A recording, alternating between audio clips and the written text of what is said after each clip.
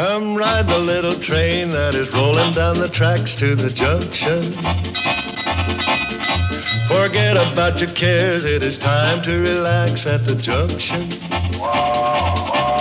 Lots of curves, you bet, and even more when you get to the junction.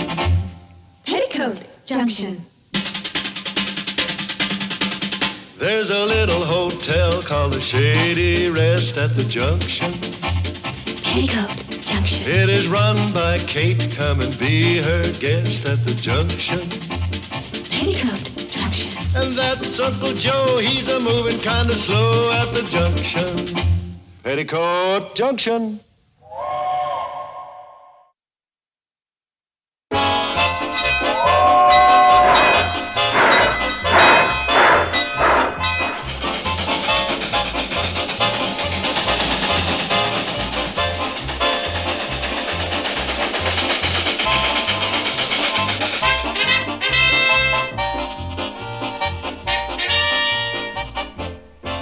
Bradley, when you borrowed the money from us, we didn't give you part of it, did we? You weren't even around the bank when we borrowed it. No, but I am now. You're probably delighted to hear that I'm running the bank for your old friend, Mr. Gurney, while he's recuperating.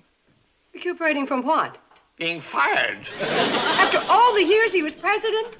At my instigation, Mrs. Bradley, the C&FW Railroad invested money in this borrower's paradise, and it's my duty to see that it adheres to my usual high standards of ruthlessness, cruelty, and inhumanity.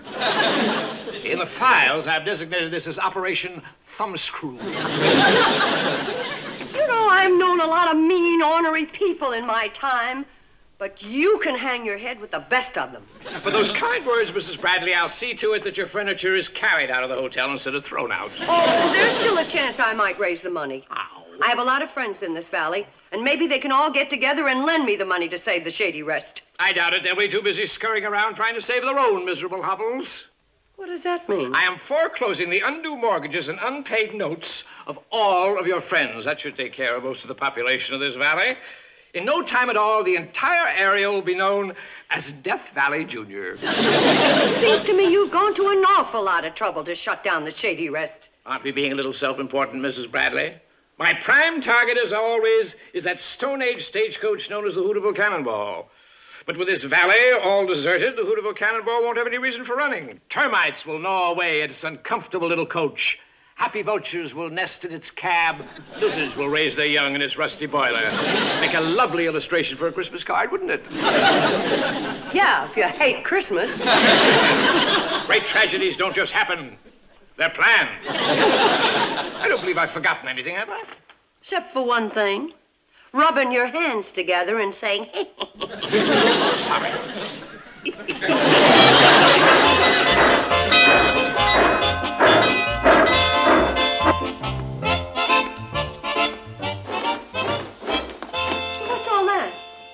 Dice tables, roulette tables, chocolate, pinball machines, and boxes of chips for a Monte Carlo gambling nut. Selma Plout brought it over. But the every other Wednesday afternoon discussion club voted Monte Carlo night at her house. She ain't gonna have a house. Bedloe's evicting her. He's cracking down on Sam Drucker, too. Ben Miller's losing his farm. Fred Zippel's packing his pigs and getting out. Oh, Uncle Joe, this is too much. People losing their homes, their stores, their farms. The girls being put out of the place they were born in, and 30 years of hard work down the drain.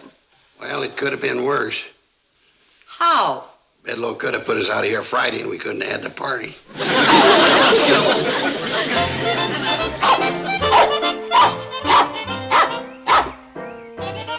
What is all the commotion? Why, Mr. Davis, it's good to see you. And you simmer down. You're going to have to excuse him. These days, he's so confused he can't tell the difference between a paying customer and a bill collector. Boy, did Charlie tell me that things have been going badly. Well, I'd like to say it wasn't so. I'm awfully sorry. Oh, we're not licked yet. We still have a little time. You know, the whole family's pitching in. We'd do anything to save this hotel. You got any ideas? Well, what I thought Hey, first... girls want to ask you something. Oh, hello, Mr. Davis. How are you? Fine, Mr. Carson. You still traveling for that book company? Yes? Mr. Davis, would you excuse me, please? Do you mind waiting out here?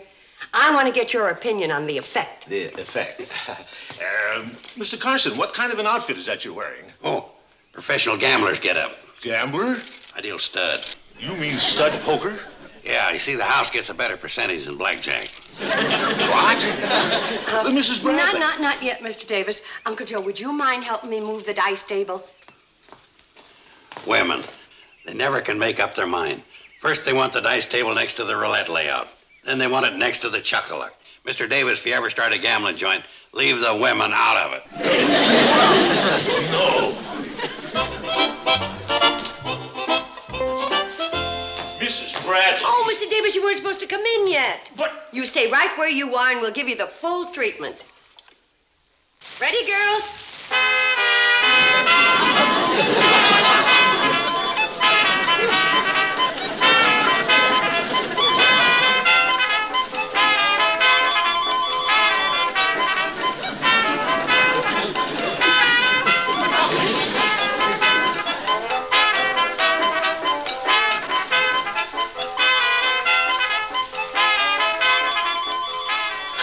Good? We're mighty proud of them. They act like they've been dancing in gambling joints all their lives. There must be another way to raise money. No, the girls discussed everything, and this seemed the fastest. You can't do that. You can't turn this quiet, nice little hotel into, I don't know what. I'd rather you lost it. Well, Mr. Davis, do you think that we're trying to...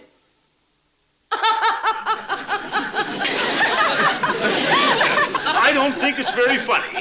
Oh, Mr. Davis. Mrs. Bradley, the strain has been too much for you. We're not doing what you think we're doing. We're doing this to raise money for Mom's discussion club. What? Can we sell you a ticket? They're only $2. You get $100 worth of chips. And the one who wins the most by the end of the evening gets a prize. Oh, well, I'll be glad to take 5. Thanks, Mr. Davis. When is this little affair? The night before the foreclosure. This might very well be Shady Rest's farewell party. Hey, wait a minute. Maybe it don't have to be a farewell party. Mr. Davis just gave me a great idea. Why don't we turn this place into a real gambling... Uncle Joe! Go practice dealing from the bottom of the deck.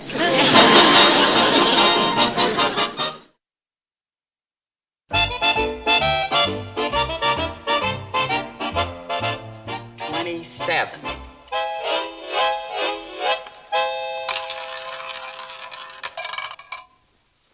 $27. You win again. Willie, you ain't supposed to be playing the party. I'm just giving Betty Joe some practice. We better not let him play at the party. He'd break the bank. He's won 18 times in a row. Beginner's luck. It ain't luck, Mr. Carson. I get vibrations from the wheel. It's kind of like ESP. Yes? What's that? Extrasensory perception. Well, all I know is I get vibrations from the wheel. What number are you vibrating up now?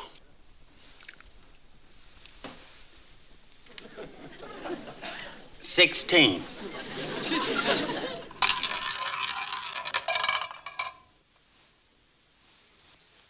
$16. It's beginner's luck. You couldn't do it again in a million years. 18.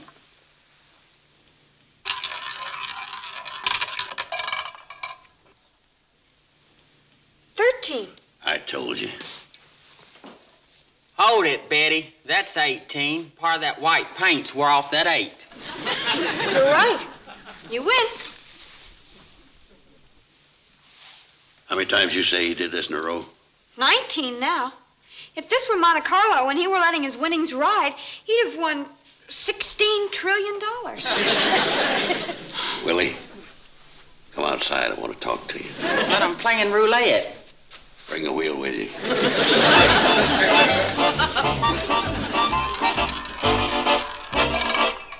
$19.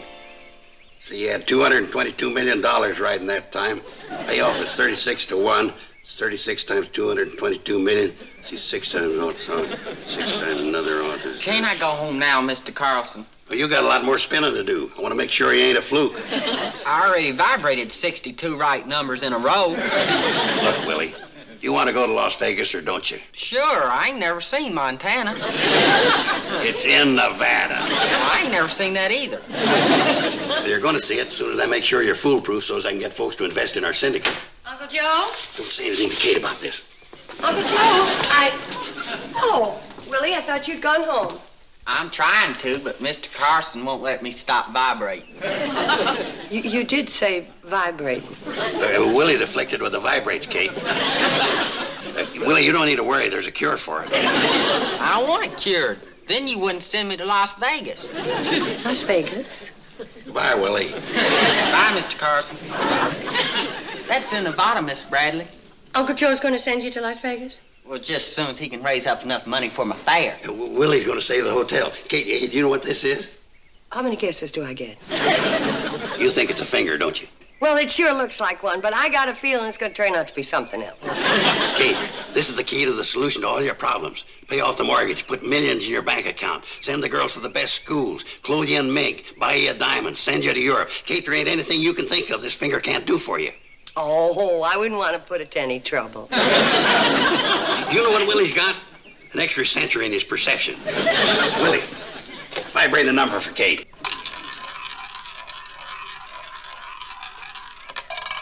14. 14. That's the 63rd time in a row he's called the right number, plus 19 with Betty. You know what I'm going to do? I'm going to take that $32 you got for the mortgage, and I'm going to form a syndicate. We're going to sell shares in Willie, send him to Las Vegas, let him play for a couple of hours, and then he'll send us home a couple of million. We can pay off Bedloe and... No. Kate. You're not throwing away the only money we have in the world on one of your harebrained schemes. But this ain't one of my ordinary harebrained schemes. No. Kate. 8. That's 16 right numbers in a row. That's the doggonedest thing I ever saw. How much did I put you down for, Sam? Nothing. I ain't interested. Willie, vibrate up another number. 22. 22. That's amazing. Then you're in? I'm out. And I wish I had been when you came in. Sam, you'll be a millionaire. No, for the piddling price of a round-trip ticket to Las Vegas. You sure he's going to win? Positive. Well, what's he need a round-trip ticket for? My ma said I can't go unless I get one. See, if his own ma ain't got no confidence in him, why should I? Now, one way. When he starts busting the bank, them casino operators will be glad to pay his way home just to get rid of him. What do you say, Sam? No, I ain't interested. A piddling one-way ticket for $1 million. I ain't interested. Sam, I'm desperate. This ain't for me, it's for Kate. Don't you want to see her pay off Bedloe? Well, of course I do, Joe, but I ain't got it. Bedloe's putting the screws to me, too. I gotta pay off my note or I'll be out of business. Then why didn't you just say so, instead of letting Willie waste all them vibrations? Just trying to be neighborly.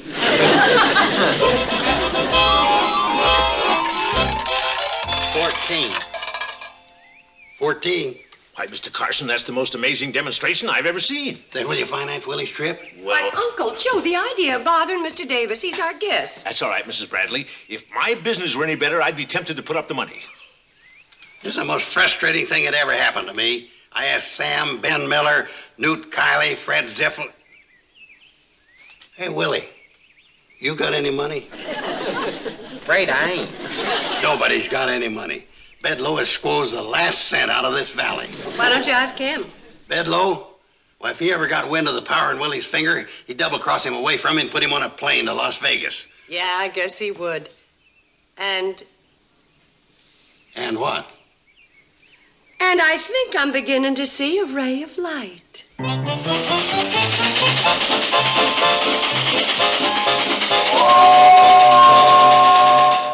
Train's coming.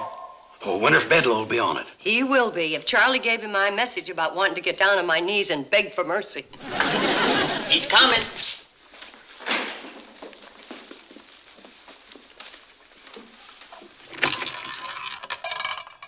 Number 30.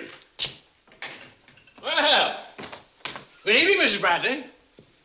Well, why don't you get down on your knees and start begging?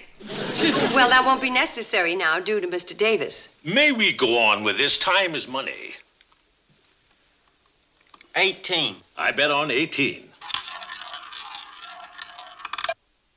18? Let's see. What's going on here? None of your business, Bedloe. You want to let the $82,962 ride? I'll let it ride on, 2. on 2. I demand to know what's going on here. You win again. How much does that make? Let's see, that's going to take a bit of figuring. That's getting up into the big money. Now, see here. Who is this pest? Oh, this pest is Homer Bedloe, the man who almost foreclosed the mortgage on the Shady Rest. What do you mean, almost? I'm going to foreclose on Saturday. Did you hear that, Mr. Davis? Well, I can foreclose before Saturday. There's a clause in the mortgage that forbids the use of these premises for illegal purposes, and gambling is illegal. Oh, but we're not gambling. We're just demonstrating to Mr. Davis how he can win $5 billion. $5 billion? Yeah. If you wasn't such a rat, Bedloe, you could have gotten into it for a couple of million for yourself. I'm not interested in any of your rattlebrain schemes. Now, Mr. Davis, if you take my advice, you'll stay clear of this windbag. Mr. Bedloe, I'm not in the habit of misjudging people, or I wouldn't be president of one of the country's biggest corporations. What corporation? Mrs. Bradley, if this man doesn't leave at once, we can just forget all about sending this young man to Las Vegas. Oh, Mr. Davis, you shouldn't have mentioned where we're sending Willie to win the money in front of you-know-who.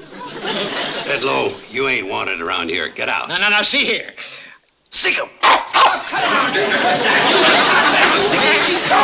You get away from me! Get away from me! And don't come back.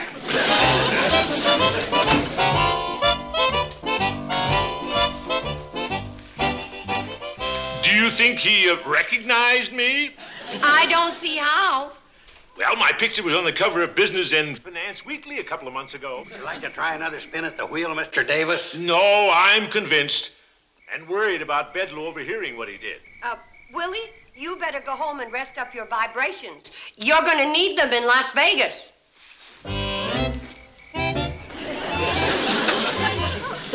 Nice.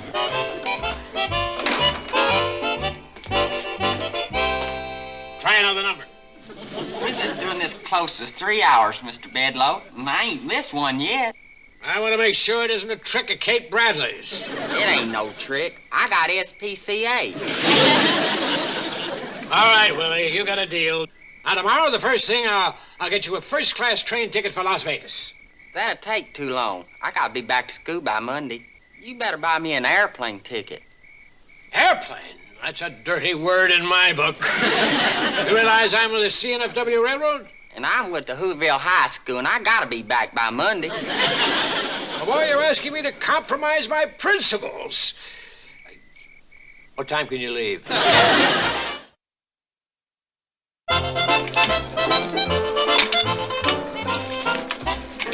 Here he comes. Well, Mrs. Bradley, I've been looking all over for you to give you the good news. You're going to be deported. Go ahead and laugh. It'll probably be the last chance you'll ever have.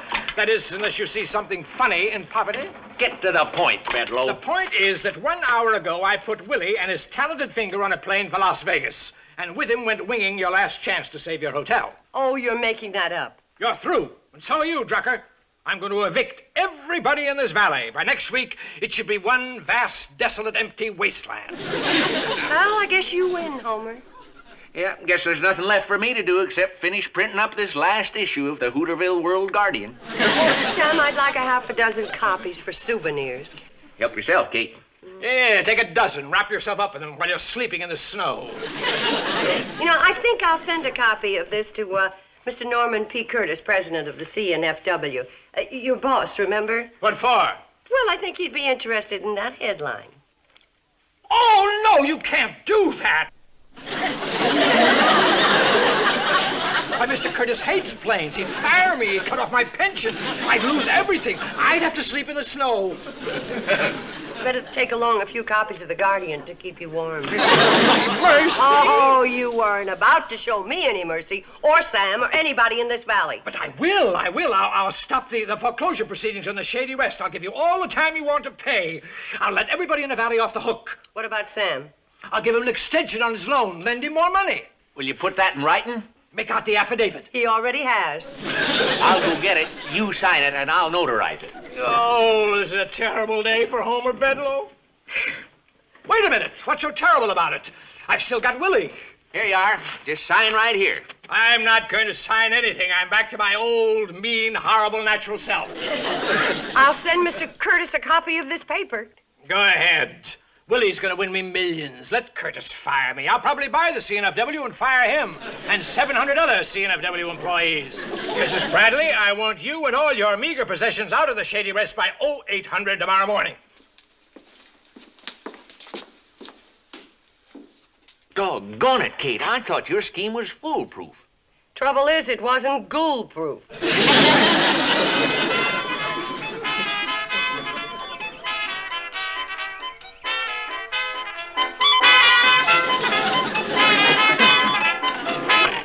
Stupid dog, what's the sense of dancing to an empty house? Where is everybody? I guess they're home packing. That's what we should be doing. It just doesn't seem possible that we're going to have to move out of this place.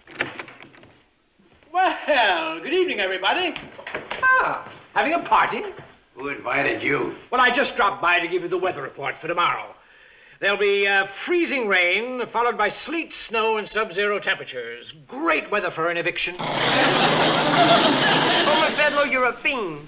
You're cruel, heartless, unspeakable. Yeah. He's any meaner, he'd have to be twins. It would be immodest of me to disagree. Howdy, everybody. Willie! Hi, Billy Joe. Hi. Willie, what are you doing here? I got off the plane at the county seat and hitchhiked back. Why, you stupid... That's all right. That's all right. Anybody can make a mistake. This looked like Las Vegas. All towns look the same from the air. No, I got off because I was scared. I ain't gonna fly there no how. Well, that's all right. We'll send you up by train or bus. I told you I gotta go to school. Well, we'll send a tutor along with you. Remember, all you have to do is win for your old friend Bedloe.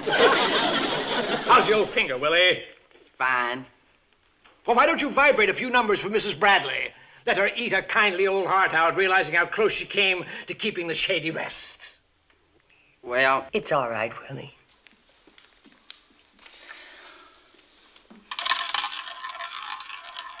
eight. 12. 12? Yes, I missed. Well, try another one. 26, no, 62. There isn't any 62. Now stop clowning. What number are you going to come up with? How's 21 sound? 21. 9! You ungrateful whelp. What's the matter with you? You trying to double-cross me? Willie wouldn't do that. No, sir. Well, what's wrong with you? I don't know. I had it when I got on the plane. I guess I ain't got it now. That's it, Homer. What do you mean? The airplane scared the ESP out of Willie. Willie, I'm awful sorry you didn't get to see Las Vegas. I wouldn't have seen nothing but the outside anyway. You know, like you told me about being underage, they wouldn't even let me into the casino. Joe, get into town, tell Sam to bring that affidavit out here for Mr. Bedloe to sign. You are going to sign it, Homer. Mercy. And then tell the folks to stop packing and get out here. We're going to have the biggest, darndest celebration in the history of the valley. Aren't we, Homer? Oh, mercy.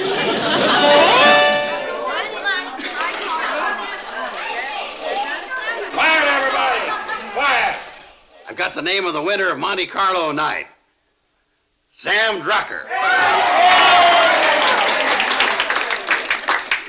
Sam has just won $28,942 in make-believe money and is entitled to the grand prize, a bushel of tomatoes. Kate, I'd like to split my winnings with you. Oh, you don't have to do that, Sam. I'd consider it an honor. Well, all right. Draw the curtain.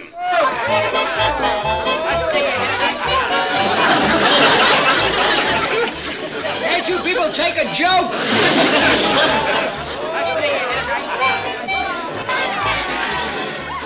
After you. Here, Sam, let me have it.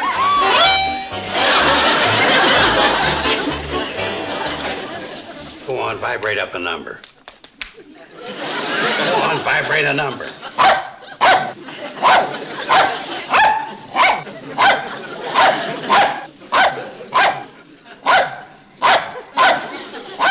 Stupid dog. You gotta show off and vibrate high numbers. Don't you realize while you're doing that, I'm losing millions? You're just gonna love love Las Vegas.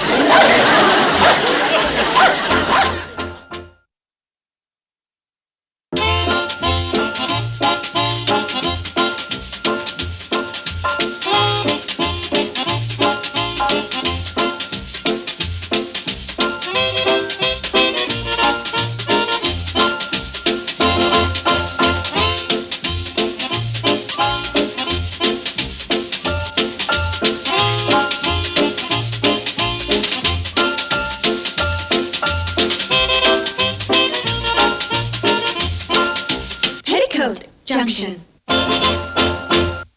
This has been a Filmways presentation.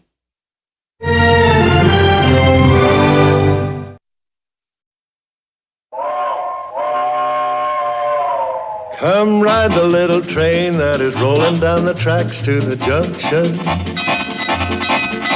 Forget about your cares, it is time to relax at the junction. Lots of curves, you bet, and even more when you get to the junction. Peoticoat Junction. There's a little hotel called the Shady Rest at the junction. Peoticoat Junction. It is run by Kate. Come and be her guest at the junction. Peoticoat Junction. And that's Uncle Joe. He's a moving kind of slow at the junction. Peoticoat Junction.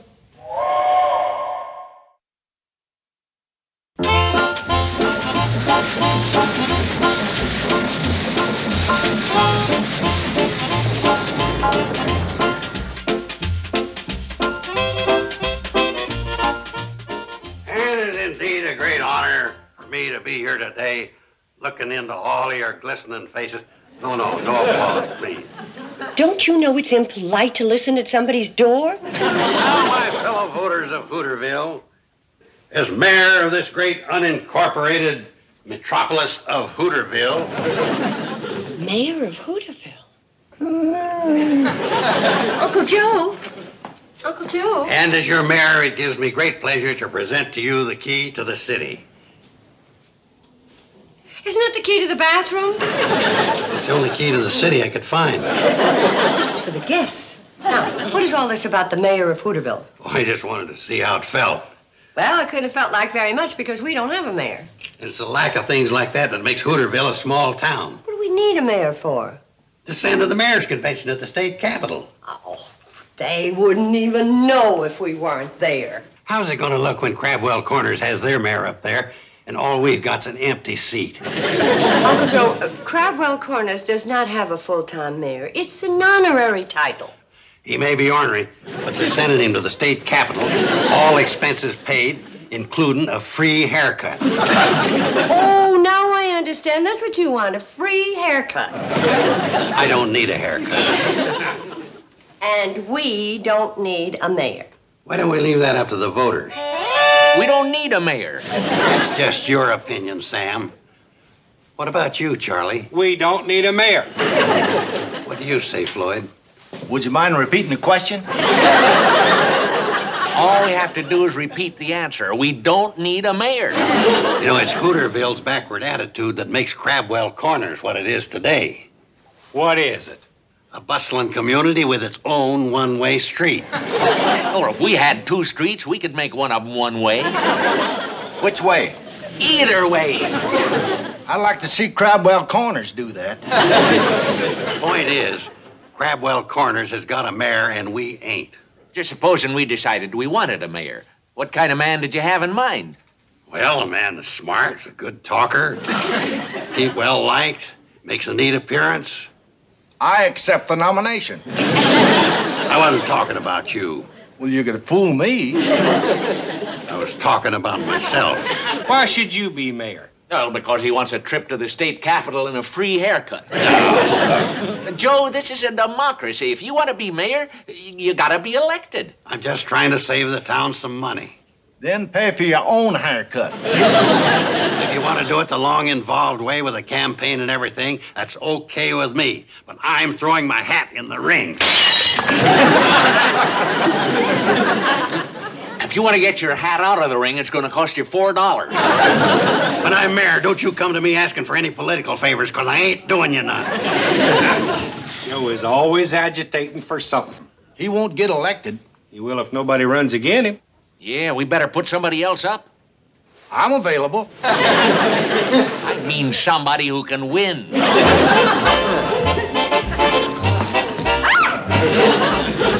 Very funny.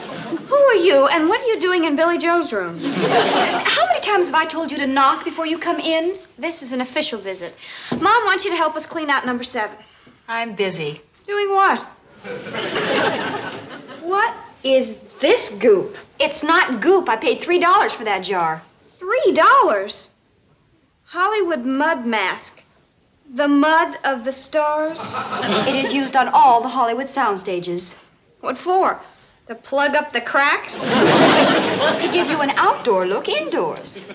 No fooling? Oh, for goodness sakes, get down. Where's Betty Joe? You sent her to get Billy Joe. Oh, would you go find him, honey? Sure.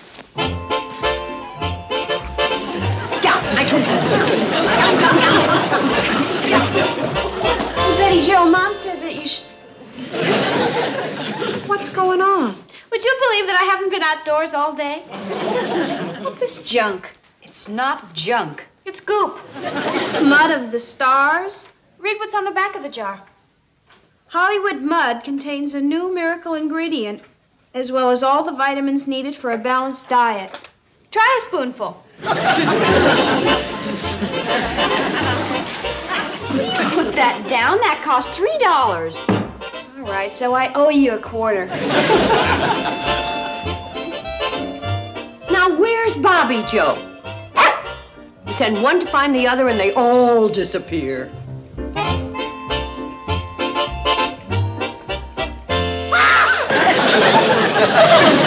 What's going on here, and what is that? It's mud of the stars.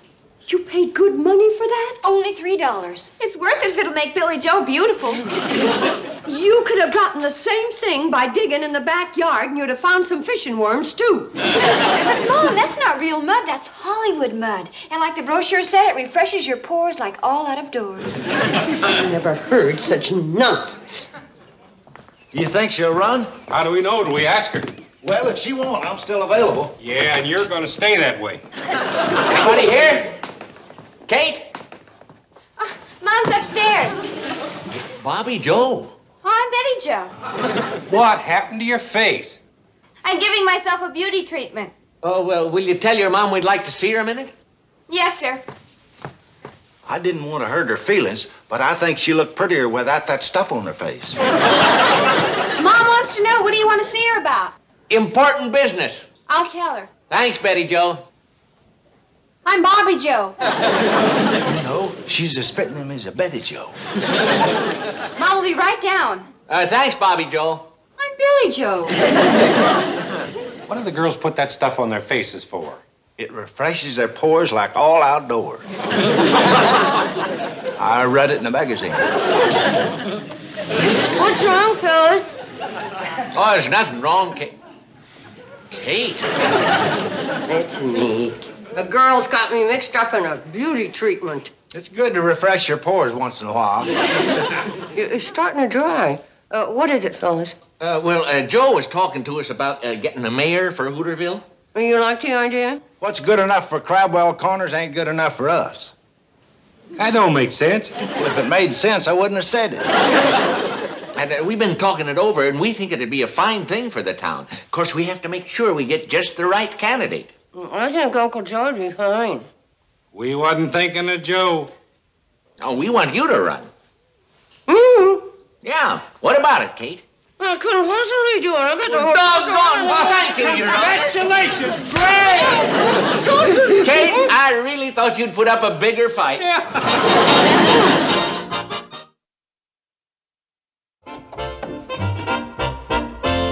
that Hollywood mud hardened into concrete, and I was saying no, and they were saying congratulations. I think you should have accepted. I don't have time to run for mayor. I don't even have time to run the carpet sweeper. But it's such a great honor. Yeah, Mom, if you were elected mayor, it'd be a wonderful thing for our sex. Well, if they're looking for a sexy mayor, they got the wrong woman. Gee, Mom, this would give us a chance to be proud of you. Beg your pardon. I mean, when you're mayor, then we'd have a reason to be proud of you. Well, I mean, you're no help. I know what you mean. At least I hope I know what you mean. Mom, you gotta run. Why? Well, think what it would mean to us to be able to tell everybody that our mother is mayor of Hooterville. Especially my geometry teacher. Then maybe she'd give me a good mark. I am not using my office for special favors. Your office? Then you are gonna run? Well, Congratulations, Your Honor. Your Honor, that doesn't sound too bad. Hey! Uncle Joe, what's the matter? Kate, I got great news for you. I have for you, too. Will you hear? Will you hear mine? I'm running for mayor. You're what? I thought you said... I did. Oh. Kate, you can't run. Having a mayor was my idea. Yeah, but the fellas asked me. And Mom accepted. Isn't that wonderful? And you can wear Mom's first campaign button. What's the matter? Don't you like the idea? I don't think he does. Why not? 'Cause Uncle Joe's running for mayor, too. You're running against Mom? She's running against me. She's making the mistake of her life coming up against an experienced politician like me. Kate, all you're going to end up with is a good drubbing. Oh, really? Yeah. Why don't you two have some coffee and talk this over? No thanks. I don't fraternize with the enemy. Uncle Joe, let's not fight. We won't if you drop out. But I can't. I promised to run. You either drop out or I'm leaving. Oh, you don't have to leave. There ain't room for both of us in this hotel. You're on one side, I'm on the other. Remember, a house divided against itself is a split-level house. Mom. That's the way Uncle Joe wants it. Kate! Kate, I'm going. Bye.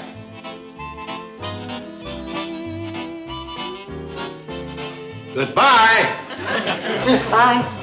Oh, Kate, I just wanted to tell you goodbye. Bye. Sure you don't want to change your mind? No, I don't. Give you a minute to think it over. I've thought it over. Bye.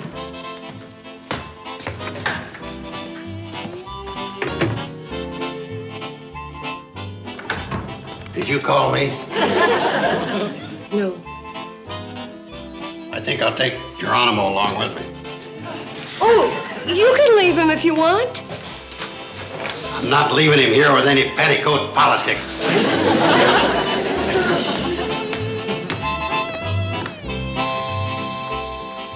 Did Uncle Joe leave?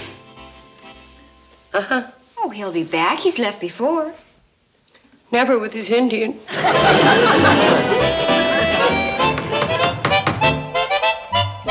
Well, I'm not sure, Kate. You think it should read Kate Bradley for mayor or mayoress? Well, doesn't make any difference. We couldn't change it anyway. That's the only spare sheet I got. I wouldn't have that one if Uncle Joe hadn't moved out. Well, what do you think, Kate? Well, let's give a look here. Ouch! Oh, Selma, I'm sorry. Are you? Well, I didn't do it on purpose. Didn't you? Selma, did you get up on the wrong side of your broom this morning? How do you like the sign, Selma? I wasn't aware we were going to elect a mayor. Well, it's in the paper. I didn't read it. It don't come out till tomorrow. I'd like to know why you're running. I was asked. I didn't ask you. I didn't ask you to ask me. If you'd asked me to ask you, I wouldn't have. That's why I didn't ask you to ask me. Now what would you like to play? I'd like to know why you were nominated. There are other women in this town who know a great deal about civic affairs. Yeah. Doris Zippel's too busy. I was talking about myself. You usually are. Well, you're not going to get my vote. Well, you're going to have to vote for Joe, then. He's running against Kate. Two people in the same family running for the same office? That's unethical. Well, Joe ain't exactly in the same family. He moved out. That's just like you, Kate Bradley, making him move out just 'cause he's running against you. Moving out was Uncle Joe's idea. Are you trying to make me believe that shiftless Joe Carson would turn his back on free room and board? You probably threw him out because he might win. I don't think he will. He might, if somebody were to bring your heartlessness to the attention of the voters. I wonder who'd do a nasty thing like that. And I said to myself, that poor Mr. Carson sleeping out in the cold. I got a room at the boarding house. Doing his own laundry. Floyd's been doing it for me. And eating that horrible food at the diner. Speaking of that, could I have another pork chop? Joe? You don't mind if I call you Joe, do you?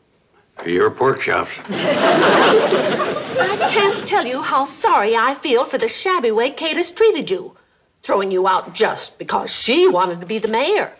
Politics makes strange bed covers. Joe, do you really think Kate has a chance of being elected? She's pretty popular, mainly because folks know she's a relative of mine. If they knew what she was really like, how she's treated you, I doubt if anybody would vote for her. I wouldn't say anything against Kate. No, but your campaign manager could. I ain't got a campaign manager. You have now.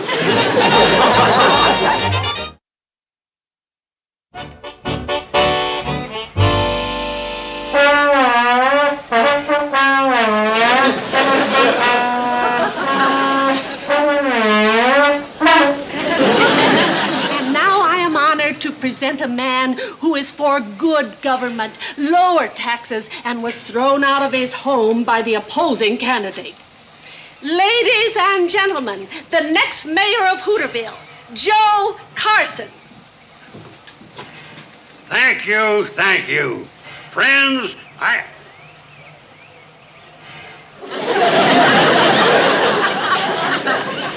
Elma?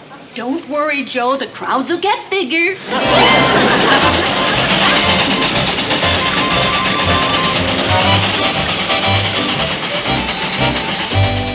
Hello, voters. As I look into your upturned eyes,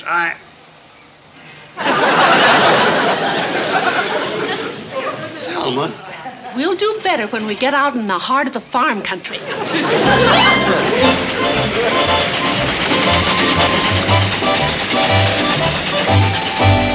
And if I'm elected mayor of Hooterville, I promise you higher prices for your milk. Too bad she can't vote. You fellas ought to be ashamed of yourselves, hauling Joe's campaign train. We didn't have no choice. Joe demanded equal time. Besides, Selma paid us. 10 cents a mile. We wouldn't have taken a nickel if she wasn't playing her trombone. Selma'll do anything to beat Kate. She's really taken over. She's leading Joe around through the nose, like she was married to him. Now there's a chilling thought. I always wondered if her husband passed away or if he's just hiding. Did Joe draw in big crowds? Oh, pretty big. 3 kids, a cow, 2 pigs, and a goat. He almost had a jackrabbit, except Newt's dog showed up. Well, Joe ought to come over to Kate's rally tonight and see what a real campaign is like. We heard a lot of good reasons why we should vote for Kate for mayor tonight. And if they weren't enough, here are 3 more. Good evening, friends and neighbors, too. We're glad to see each one of you. We want her for mayor, and we want her badly. So be sure to vote for the great Kate Bradley. Kate is good and fine and true, and that is why we say to you.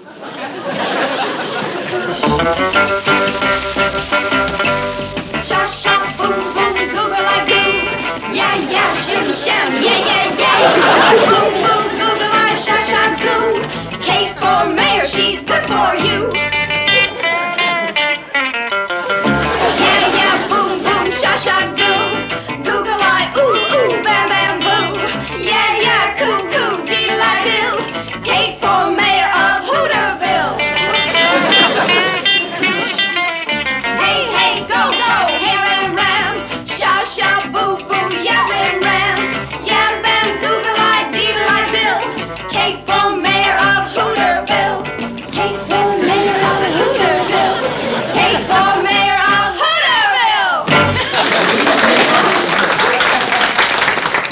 where I can get a copy of them words, Kate? Wake up! Wake up! Cut it out, Kate. I'm not Kate, and get up! Trying to sleep off that supper of yours. What kind of meat was that we had? A pot roast. It's more like roast pot. There isn't any time for sleeping. I want you to learn this speech I wrote for you. I don't want to learn any speeches. When I tell you to learn something, you learn it.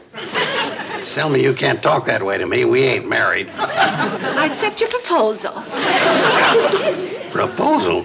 Before I'd propose to you, I'd throw myself in Simpson's swamp. Well, if you had no idea of marrying me, why did you let me hire the train and blow my lips to the bone playing the trombone? That don't constitute no proposal of marriage. If you had no intention of marrying me and you allowed me to lay out money for you, you're nothing but a gigolo. I ain't a gigolo. I accept your proposal. Selma, Joseph, now that Kate's thrown you out, you're all alone in the world. I got a second cousin in Des Moines. But you're going to need a woman at your side to help your career in politics. Mayor of Hooterville is just a stepping stone to state senator, then the governor. Joe, we're going to go far together. Selma, you're planning on marrying me because I'm going to be mayor. Forget it. Kate's going to win by a landslide. Joe, if you were to be elected mayor, would you promise to marry me? Well, I ain't going to be elected, so it'd be like promising nothing. I accept your proposal. He said what? That he was going to throw himself into Simpson's swamp. But why? In your uncle's very own words, Kate's going to win by a landslide. Kate, I saw the desperation in his eyes. He looked trapped. Oh, Selma, if anybody but you had told me this, I might believe it. If you choose not to believe me, it's going to be on your conscience when they fish him out of Simpson's swamp. Well, it's up to you. Good day. Don't believe it. Oh, you didn't believe it when Uncle Joe said he'd move out. No, I didn't. I miss him. So do I. So does he. He spends all day waiting for Uncle Joe to come home and yell at him for sitting on his rocker. Poor little thing. Without Uncle Joe here, he has no one to bug. Well, neither do I. Mom, do you really want to be mayor? I never did. But Uncle Joe does. So there's only one thing to do. So I'm announcing that I'm withdrawing from the race in favor of your next mayor, Joe Carson. What? Selma, I did... Oh, hi, Kate. How are you, Your Honor? Huh? Kate just withdrew from the race in favor of you, Joe. Congratulations. Kate, you can't do that. I thought that was what you wanted. That's what she wanted. Joe promised to marry me if he were elected. What? Kate, you've got to re-enlist. She can't. There's a law in the books that says that once a candidate officially withdraws, he can't re-enter the race. Am I correct, Sam? Hooterville Election Code, Section C. Well, who was stupid enough to put a thing like that in the code? I was. Well, if it's a law, it's simple. It's very simple. Uncle Joe, you withdraw too. Yeah, I... Just a second. There's another law. I figured there'd be. It covers breach of promise. Joe Carson, you promised to marry me if you became mayor, and you are mayor, and you can't back out. Selma, while you were browsing through those law books, did you come across anything about the penalty for belting somebody? Selma, you ought to know the answer to that one from your first husband. It's 30 days or $30. $30 or 30 days, huh? Sam, would you put that on my bill? Kate, your credit's good with me. Resort to violence if you wish, but I am going to marry the next mayor of Hooterville. What am I going to do? Well, you can stand there contemplating the joys of marital bliss with Selma, or you can hit the campaign trail with me. What are they counting the votes for again? Selma keeps wanting a recount. 39. Count them again. I already counted them 8 times. It still comes out the same. Joe got 1 vote, probably yours, and his opponent got written in on 38 ballots. There's something wrong. It sure is. I only talked to 35 people. You see, Selma, Kate got me unelected. You can put that bride's outfit back in your hopeless chest. But just a second, Uncle Joe. Selma said that she would marry the next mayor of Hooterville. Boys, bring in his honor.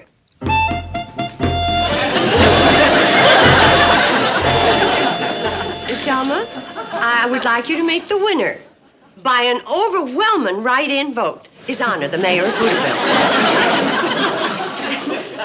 Kate Bradley, you! Oh, he'll make you a fine husband. You'll never have to worry about him running around at night. I'll be glad to perform the ceremony for nothing. And for the honeymoon, may I suggest Simpson Swamp?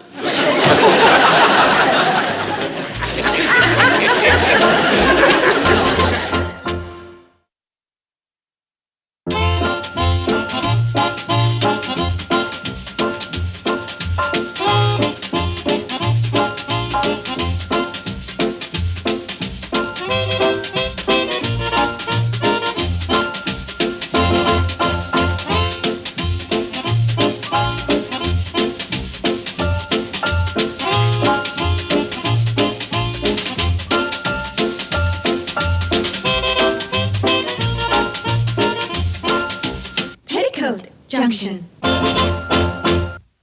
This has been a Filmways presentation.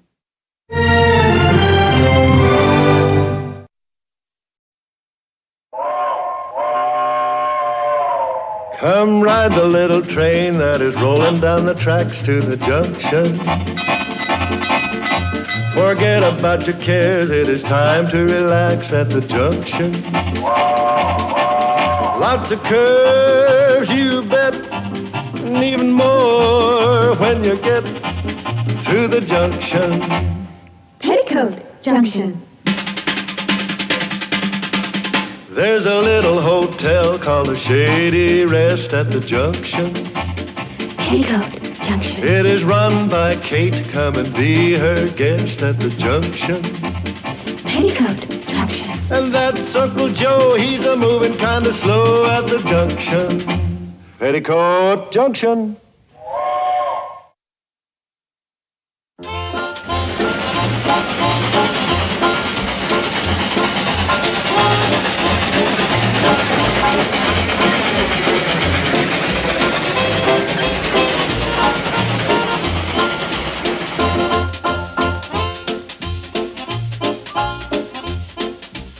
The best of times. It was the worst of times. It was the age of wisdom. Oh, Mom, will you fix It was the epic of... Oh, well, I gotta wear this to dance. It was the season... Betty Jo's rehearsing for the high school contest. When is she going to start going out with boys? She's more interested in winning. Come on. There. We had everything before us. We were all going direct to heaven. We were all going direct the other way. In short, the period was so like the present. Some of its noisiest authorities for good or for evil, in the superlative degree of comparison alone.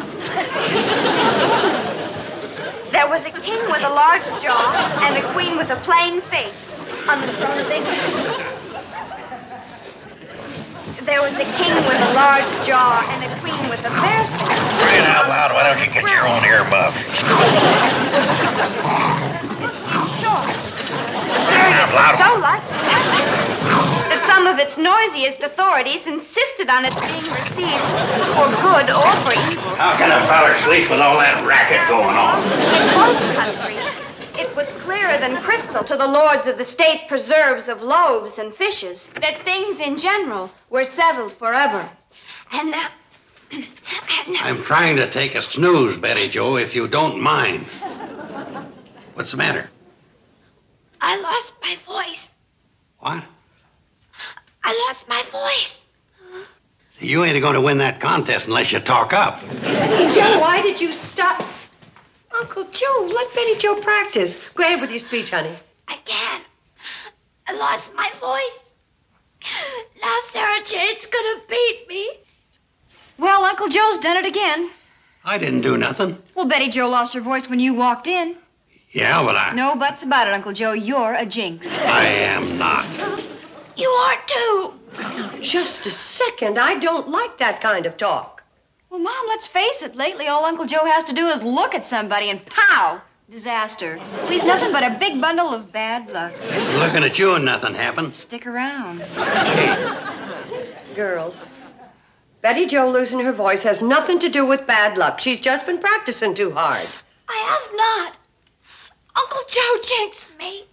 You say that once more, and you're not only going to lose your voice, but your seating capacity. If it wasn't for the fact that we're related through your mother, I'd sue you for slandering my good name, which ain't jinx. Now, you see, you've hurt Uncle Joe's feelings. But I've got to get my voice back. We'll get it back for you. All you need to do is rest and sip some hot water and honey. Come on.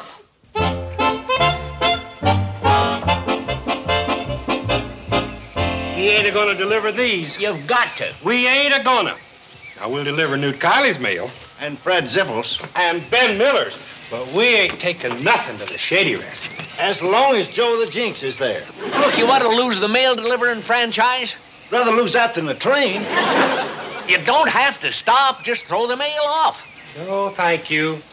Look, as postmaster of the Hooterville Post Office, I order you to deliver this mail. I dare you to pull your hat off and say that. Know the motto of the United States Post Office? Yeah. Don't steal the pens. No, I mean, neither rain, nor sleet, nor dark of night can stay these couriers from the swift completion of their appointed rounds. Oh, you're just making that up. Take the mail. Well, all right. Floyd, let's appoint our rounds and get it over with.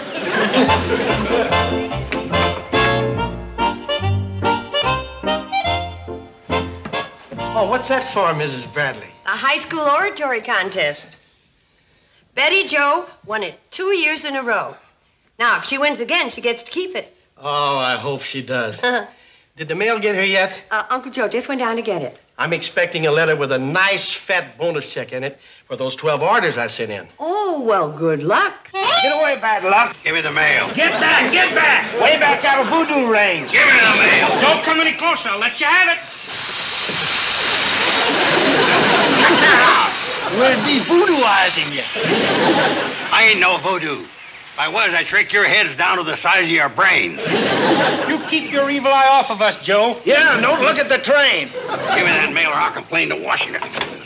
Ain't they got enough trouble without you? Quick, fling the letters to the dough. You all right? He done it to me, Charlie.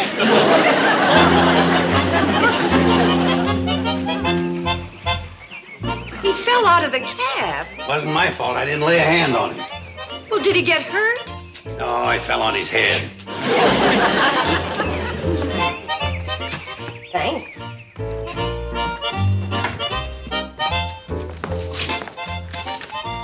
Here's a letter for you, Mr. Harrington. Oh, this is what I've been waiting for. Mom, is there any mail? Very funny. Anything for me, Kate? No. Huh. Mr. Dog, Shady Rest Hotel. Who could that be for? You? Dear Mr. Dog, we received the coupon requesting information for our art appreciation course. Art appreciation? He's the one that's been chewing the coupons out of my magazine. Oh, no. What's wrong, Mr. Harrington? I've been fired. I thought you were going to get a bonus for those orders. They were all canceled. Oh, I'm sorry. Mr. Carson, you never should have gone down for the mail. Well, he always... Kate, it isn't true. Oh, of course it isn't. Hi, Sam. Hi. Getting ready to roll the presses. Oh, is that this week's Hooterville World Guardian? Yep, coming out right on time, 2 days late. I was holding the front page for an extra. An extra? Yeah, an extra classified ad. Mrs. Crindle thought she'd sell her piano, but she can't find the stool. Well, is there any big news? Well, I got a story about the box factory in Pixley. Oh, and that Lem Waller sprained his thumb milking his cow. Yeah, they'll both be out of action for a couple of weeks. Joe wasn't over to see Lem recently, was he? Oh, now, Sam, you're not going to start that nonsense, too. Oh, I'm just teasing, Kate. Well, it isn't funny for Uncle Joe. He's getting blamed for anything that happens around here. Yeah, there's nothing worse than blind, ignorant superstition. I'm glad to see you have the sense to know that.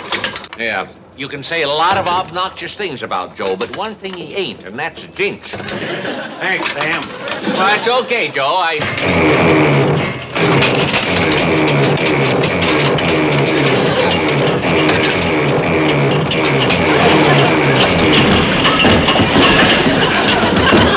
Sam, Get out of here, you jinx! Stay away from this train! I'm going back to the hotel. Not on this train. These are Kate's groceries. Well, put them down. We'll put them aboard. Put them down. Well, pick them up. Well, back away.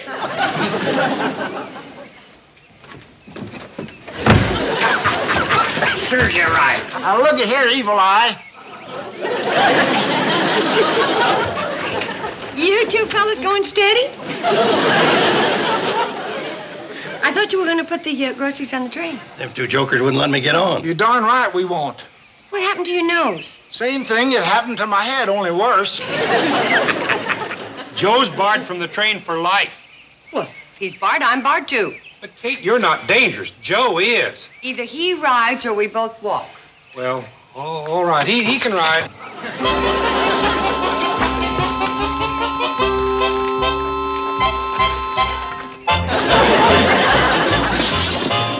All aboard for the Cannonball's last trip.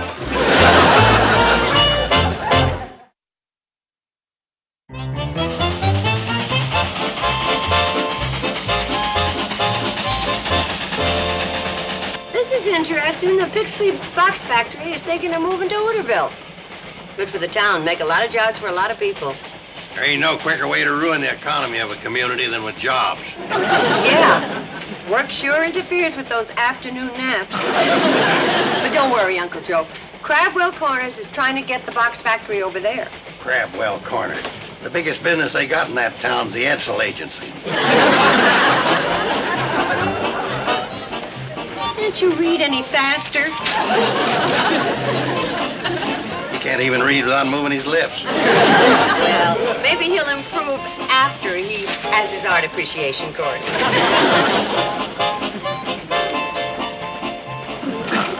Something wrong, Floyd? Charlie told me to keep an eye on Hard Luck Harry. Look, Floyd.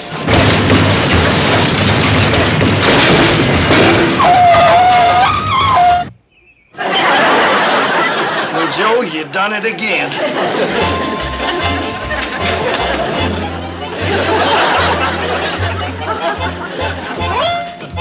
Get off! Get off! Wow, we're in one piece. I didn't do nothing. You're riding on a train, that's enough. It's the first time in years the wheels have run off the track. Wait a second, fellas. Kate, he can't ride our train. Who wants to? It ain't safe. No, Uncle Joe. I'm walking. You go with him. Go on, go with him. Kate, I'm sorry, but he's got us scared. Boo! Boy, let's get this thing back on the track. Now, just hold your horses, Arnold. You'll get your wet your whistle. Yeah, oh, there you are. Hiya, Fred. Hi, Joe. Got a new well? Yeah, need more water. Doris and me's figuring on adding 50 more pigs to our spread. Arnold, watch your manners. Pig sure is slurping up a lot of water. Oh, that ain't nothing, Joe. You ought to see Doris after she gets through plowing. Say, you walking. How come? Oh, such a nice day. Oh. Charlie and Floyd towed you off the train? What makes you think that? Oh, I've heard stories about you. Well, they ain't true. I know it. I don't hold people who are able to jinx people. Thanks, Fred. No, if there's anything to that, Doris and me had never been able to stay married 40 years. Your dog thirsty? Well, he said he was, didn't he? Well, you can drink out of Arnold's bucket. I don't think he'll mind. You know, that dog is nearly as smart as Arnold.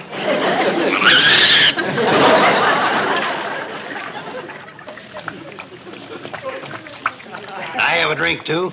Sure you can, Joe. And you're going to find this is the coolest, sweetest, purest water you ever...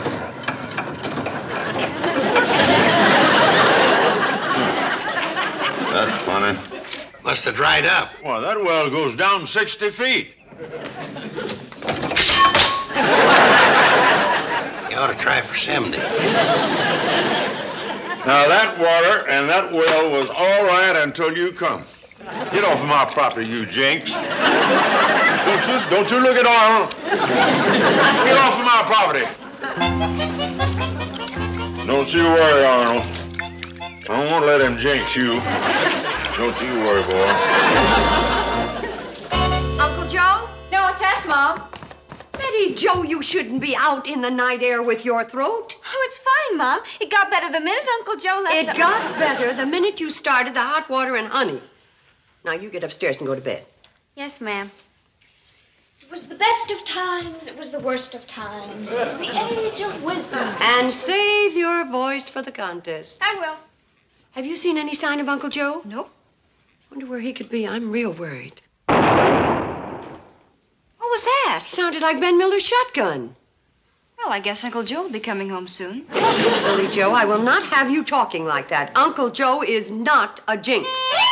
Shake hands with Jinx Carson. What? That's the name I'm operating under from now on. You come with me, Uncle Joe. I kept your supper warm for you. Well, I ain't got time for supper. I got to write up some advertising circulars. If you'd rather get into bed, I'll bring you up some hot soup. But I don't want any soup. Where's Billy Joe's typewriter? Well, I'd better not use it. With my fantastic jinxing powers, it might fall apart. Uncle Joe, why don't you get into bed? I'll put the handcar on the tracks and bring Dr. Stewart. Kate, I'm not sick. I don't need a doctor. Look at me. What do you see? A man that walked too far in the hot sun. You're looking at $1 million on the hoof. Kate, I'm going into the jinx business. You don't know what a wonderful day I've had. First, I wrecked the train. Then I stopped by Newt Kiley's and watched a wheel fall off his tractor. Then on to Fred Ziffle's, where I had an exciting 10 minutes drying up a new well. And less than a half hour later, I stopped by Ben Miller's. I heard a shotgun blast from over there. It's going to take him a month to rebuild his barn. Joe. Kate, with a series of fantastical, disasterful events like that, what other way is there to go except into the jinxing business? Professional jinx? He's even got a slogan. If you're looking for trouble, call Joe the Jinx. No. He spent half the night preparing an advertising brochure, complete with rates. You mean he's figuring on charging for bringing bad luck? Sundays and holidays, time and a half. That's not all. He wants to hire himself out to you fellas at the Hooterville Chamber of Commerce. To do what? To jinx crab-roll corners out of the box factory. Kate, I hate to tell you this, but you better reserve him a room in the ding-a-ling factory. I'm pretty worried, Sam. Yeah. How much is he figuring on charging for this? $12. $12? Oh, poor Joe. Well, he says it's worth $25, but he figures that the word-of-mouth advertising he'll get will bring him enough business to do it cut rate. I don't know about that, but $12. Still, that's not too bad a price now to pay for getting the box factory over here. Sam, you don't really think Uncle Joe can bring the box factory here? Oh, of course not, Kate. $12, huh? You know, if you're even considering this, you're in worse shape than Uncle Joe. Yeah. What kind of guarantee would he give? I guarantee if you give him $12, you'll be throwing away good money. Uncle Joe can't jinx anything, anybody, any place, any time. Oh, Kate, I know he can't. Well, I should hope so. Jinx. Get out! Out! Sid! What were we just talking about? I'm sorry. Come on in, Joe. Have a pickle. Thanks.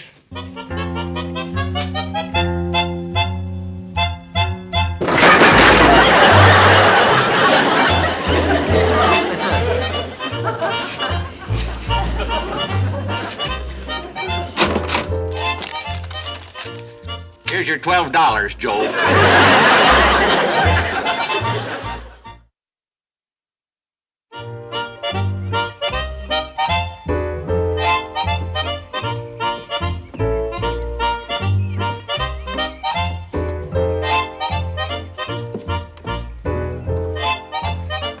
Kate, if you want to observe, but don't interfere. But I was just wondering who you were looking at. The chamber president, Pip Winslow. He's my prime target. But he's not in there. Who's doing this job, you or me? Kate, will you please? Hi, Pip. Told you. Hiya, Pip. Fine, Kate. Hooterville sends you over to try to land the box factory? Maybe they did, and maybe they didn't. Well, if they did, you're wasting your time. Because Rogers, the manager, is waiting for me in my office to close the deal. You're wasting your time. Rogers ain't going to close the deal. Drop over in a few weeks, and I'll give you a free box. Looks like we got here just in time. Now or never. Come on, let's get around where we can get a clear shot at the office.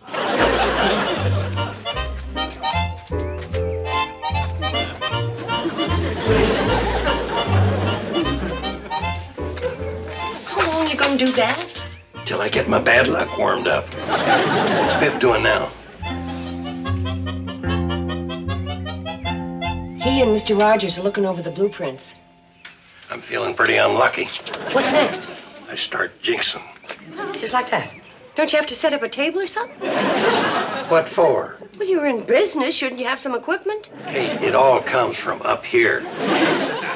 You don't carry much of an inventory. Kate, the only reason I let you come along was so you could tell Sam that he got his $12 worth. What are they doing in there now? They're laughing. That's because they ain't started.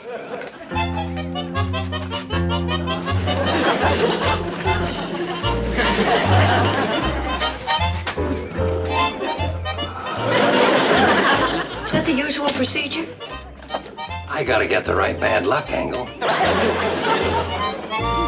They're still laughing. That won't last long.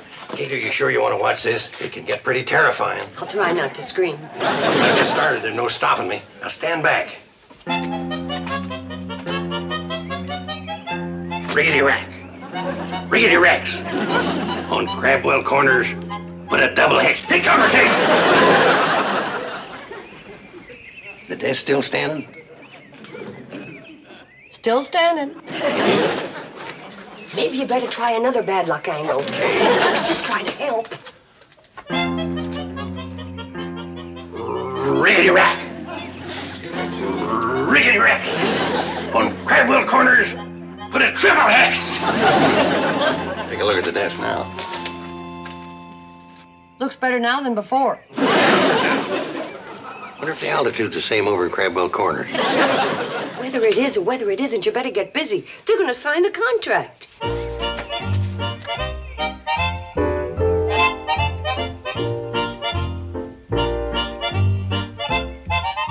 Kate, the hex is working. They're out of ink. Fee, fum, fi, fo. Bring Crabwell corners lots of woe. The ink spilling all over the contract? None on the contract. Went all over their suits. Roger's probably going to blow the deal. Nope. Well, something must have happened. Yep. They signed the contract.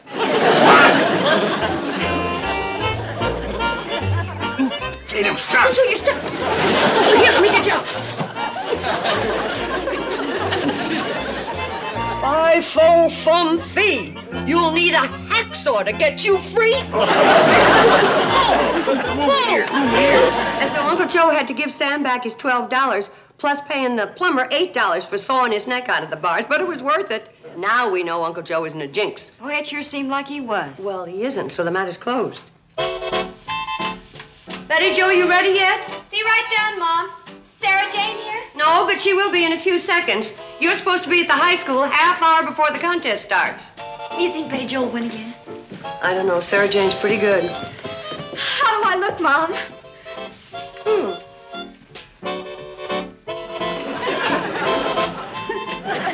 Beautiful. It was the best of times. It was the worst of times. It was the age of wisdom. It was the epic. It was the epic. I lost my voice. What was it you were saying about Uncle Joe? Uncle Joe isn't even here. Well, then who? How? Him! How could you accuse such a sweet, innocent little dog of such a terrible thing? But, Mom, think. Every time Uncle Joe was supposed to have brought somebody bad luck, the dog was with him. Were you? Except in Crabwell Corners, where Uncle Joe could have used it. What about my voice? We'll get you some hot water and honey. But there isn't time. Yes, there is. Come on. Betty Joe. It's Sarah Jane. You two start the water boiling, and I'll keep her busy. Okay, come on. Good evening, Mrs. Bradley. How are you, Sarah Jane? Just fine. You all ready for the contest? Contest? You don't really think it'll be a contest. Well, it's supposed to be a contest. If Betty Jo had a chance. I've been taking private elocution lessons. Well, is that fair? All's fair in love and war. You did say all's fair in love and war, didn't you? Yes. Well, while you're waiting, why don't you pet Betty Jo's dog?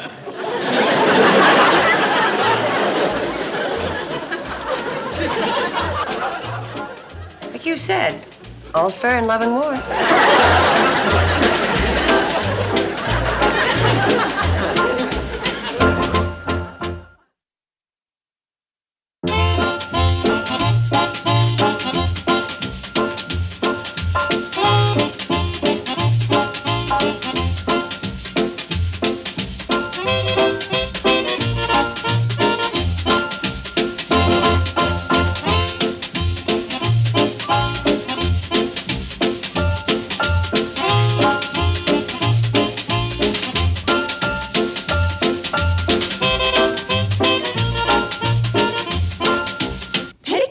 Junction. This has been a Filmways presentation.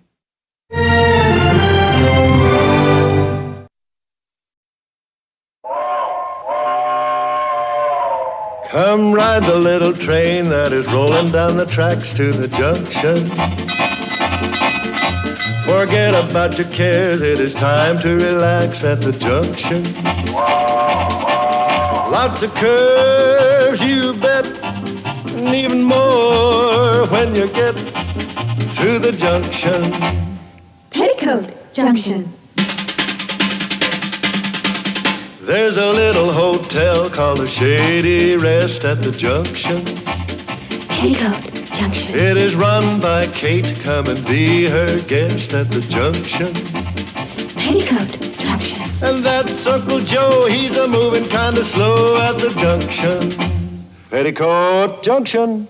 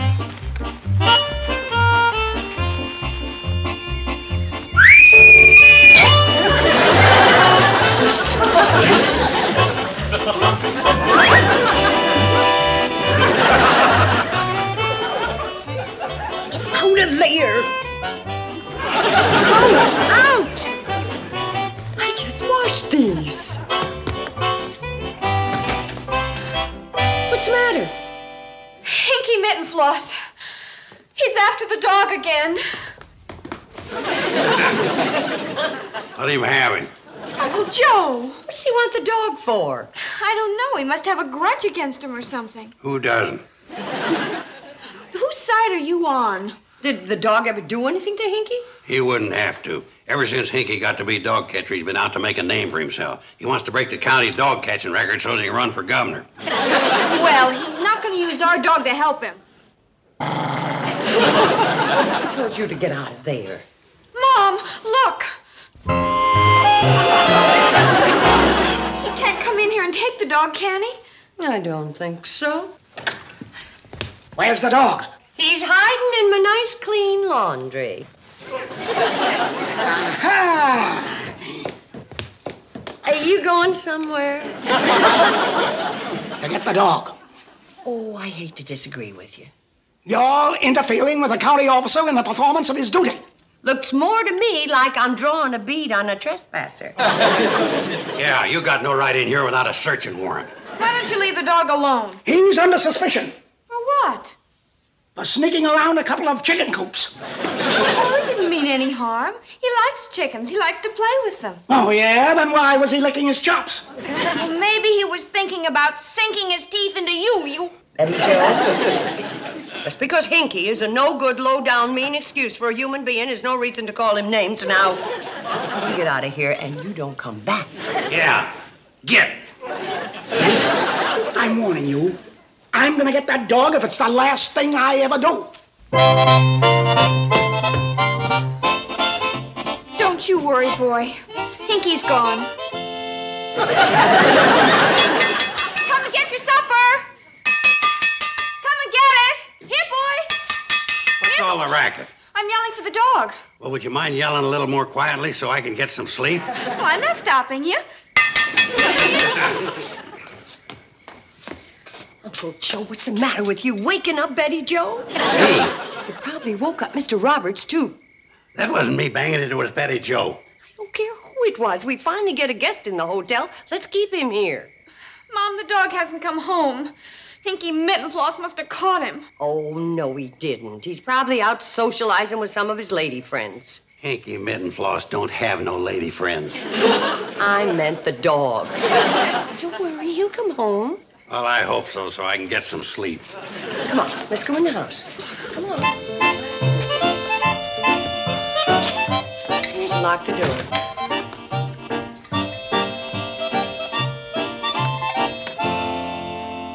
Aren't you coming to bed? Well, I think I'll just stay up a little while in case he does come home. All right, but no more banging or hollering. Here, boy. Here, boy. Or whispering.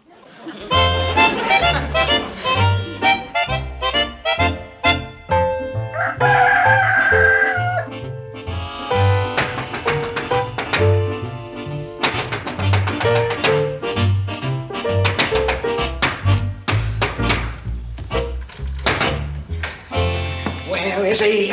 Where is he? Where's who? That dog. Where is he? Well, he's not here. I'll find him. Here, dog. Here, dog. I knew he'd do it, and he did it. Did what? He killed 3 of Luther Craig's chickens. No. No. Yeah, he's a killer. Well, that must be a mistake. Oh, yeah? It's not true. Tell Mr. Mittenfloss he's wrong. Tell him you didn't do it. Either your dog's a chicken killer or he's molting. There's only one place in the county where there's mud like that, and that's Luther Craig's farm. Oh, dog, I arrest you for the murder of 3 chickens.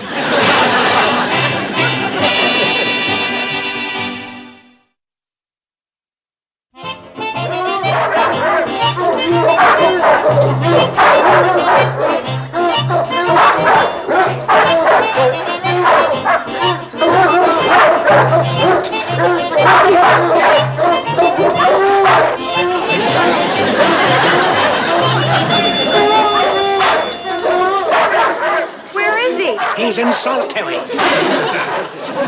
Oh, you poor dog. He's innocent. That's what they all say. What are you going to do to him, Mr. Mittenfloss? What we do to all killers. Don't worry, we're not going to desert you. How much is his bail?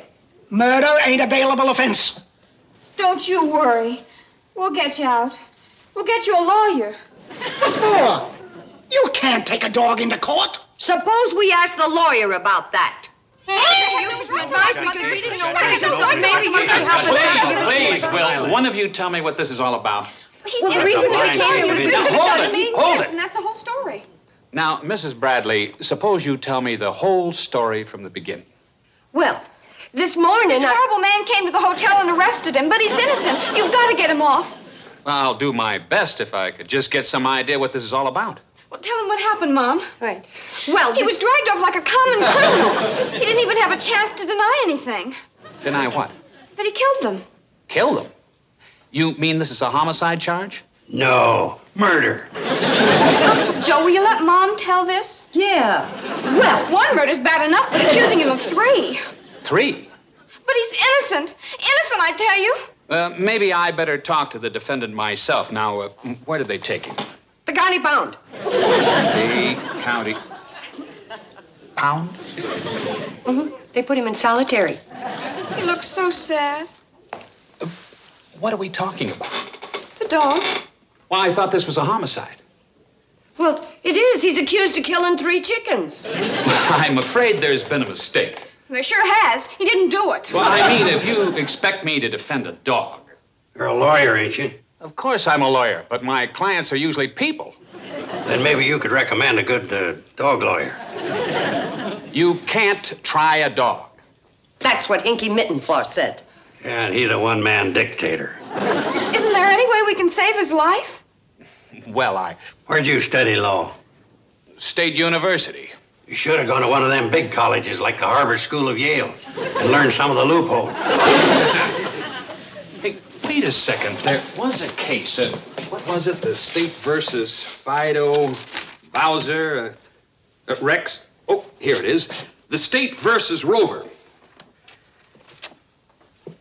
Yeah, I think this might solve your problem.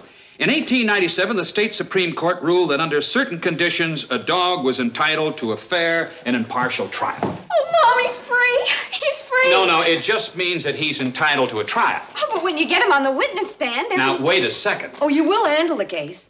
Well, I don't think so, but I'm sure that you could handle the case, Mrs. Bradley. Me? I don't know anything about lawyering. Oh, Mom, you saw Perry Mason a couple of times. I'll handle it. I saw it 3 times. I have a feeling that Mrs. Bradley would do a better job. Oh, Mom, you've got to. Well, Oh, I'm sure you could do it, Mrs. Bradley. well, I'll try. And now, how much do we owe you? Oh, nothing. I didn't do anything. You sure didn't. Well, you gave us advice. My pleasure. In that case, could I ask you one more question? Certainly. How about lending us these books? How do you feel, Mom? Nervous? Oh, there ain't nothing to being a lawyer. All you gotta do is jump up and say, I object, on the ground it's irreverent and immaternal. Everybody rise. Hear ye, hear ye. The County Superior Court is now in session. The Honorable Judge Murdoch presiding. Bailiff, what's the first case on the docket? The People versus John Doe, Your Honor.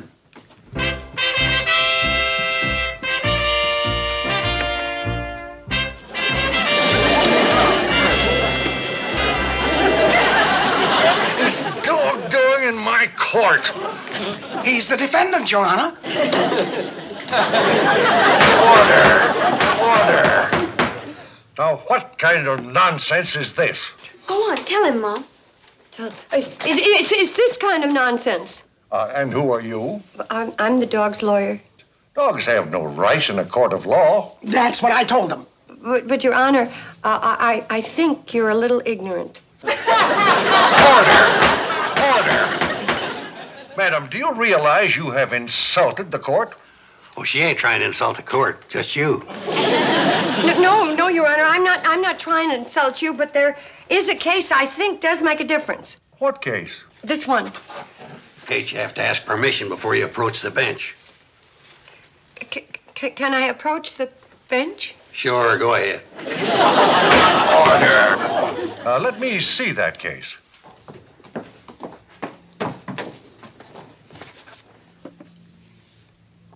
State versus Rover? It seems that I am in error. Well, now that that's settled, can we get going? Anytime, Oh, I'm Kate Bradley. Now, are you going to act as the dog's counsel? Yes, sir.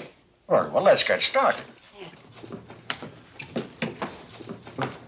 Now, what is the dog's name? He doesn't have one. Well, how do you call him? Like this.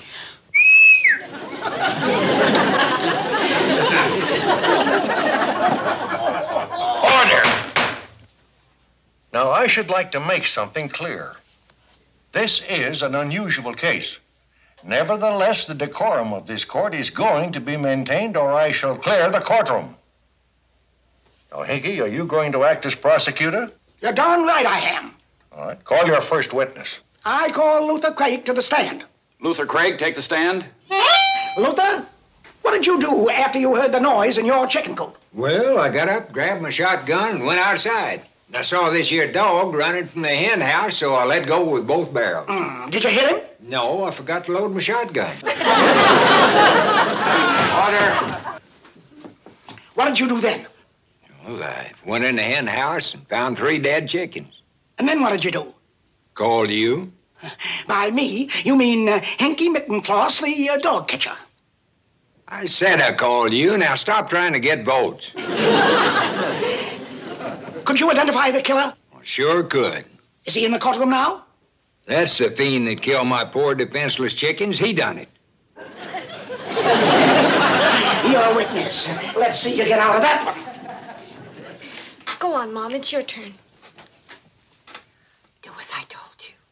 But, Mom... Don't argue. Out in the hall.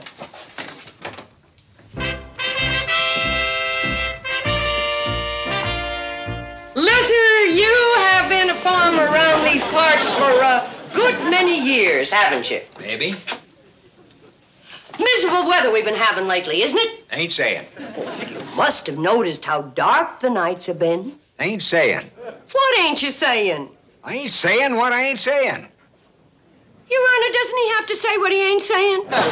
Luther, you are directed to say what you ain't been saying. I know what she's trying to do. She's trying to trick me into saying it was so dark I couldn't have seen that dog kill my chickens. Which he did. Order. We'll hear your testimony later. Proceed. Your Honor, could I have the lights turned off in the courtroom? What for? Well, if I told you, it wouldn't work. Go ahead. Yeah. Would one of you gentlemen close that shade? Wait, if you mind. Was it this dark, Luther? Maybe. Anyway, would you mind identifying again the horrible fiend that killed your chickens? With pleasure. Him. You sure that's the killer? I'd know him anywhere. Lights.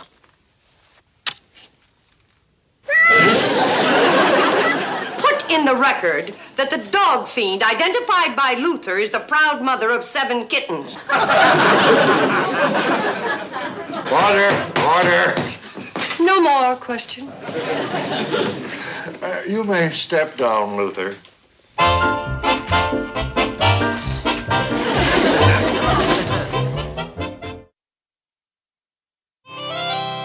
Dr. Enright, you're in geology, ain't you? I'm a geologist. Well, will you take a look at these? A is a sample of the mud taken from Luther's place, the scene of the crime. B is the mud taken from the killer's paws after I took him in.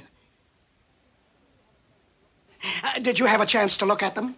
Yes, I analyzed them in my laboratory. The samples are identical. Doctor, would you put that in simple English so that the judge can understand it? Well, to the best of my knowledge, the only place in the valley where this soil can be found is on Luther Craig's farm. Thank you, Doctor. You have just proven that dog was at Luther's place when he killed those 3 chickens. You better object. I object. On what grounds? Well, On what grounds? On the grounds that he's ruining our case. Your Honor, this This mud that Hinky just threw at us was kind of a surprise, so I wonder if we could have a little time to figure it out. Are you asking for a recess?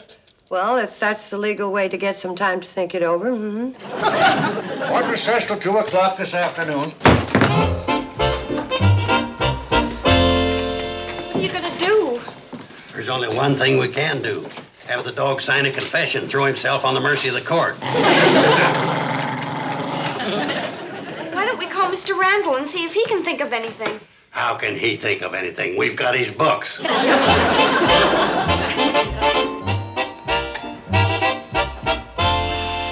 called Mr. Randall, and he suggested that we get a sample of some other mud like Luther's mud to show that Luther isn't the only one with that kind of mud. But how do you expect to prove that? By our next witness. But it's not your turn to call a witness. Well, then how am I going to prove that somebody else could have mud like Luther has? Well, it's irregular, but so's the whole case.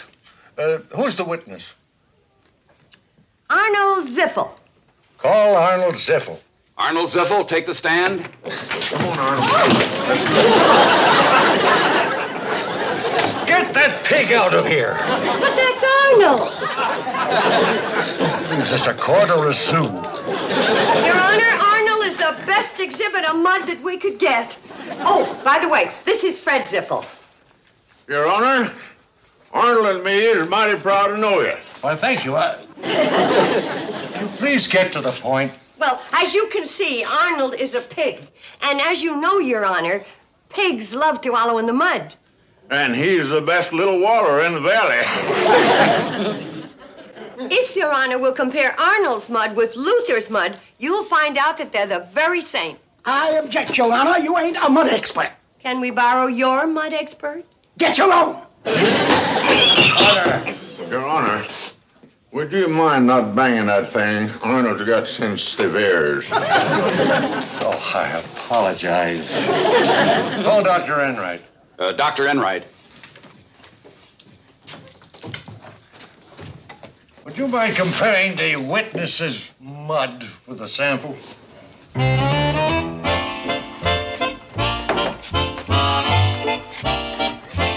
Here, hold on. What are you going to do? Scrape some mud off it. Well, scrape easy. He's got skin like a baby.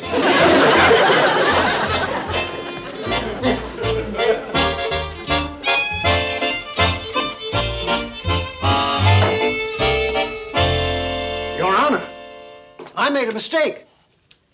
I thought Mr. Craig's farm was the only place that had this type of mud. But I was wrong. Thank you, Arnold. Your Honor, can I say something about the dog? I object. What do you want to say, Mr. Ziffel? Well, sir, it's just like this. Now, me and Arnold has known that dog for more than a year. In fact, he's one of the best friends Arnold's got. They play together, you know, and get in devilment together. Arnold lets the dog listen to his radio. What is the point of all this? Well, the point is, you see, Arnold, he don't make friends easy. And he's a mighty good judge of character. In fact, he won't let my wife come near him.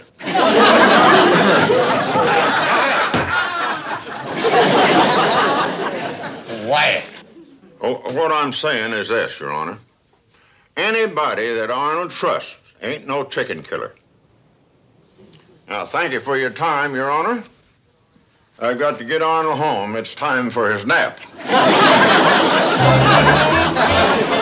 Thank you, Mr. Ziffel. Thanks, Arnold. Order! And now I call my next and most important witness, John Doe Dog. You may take the stand.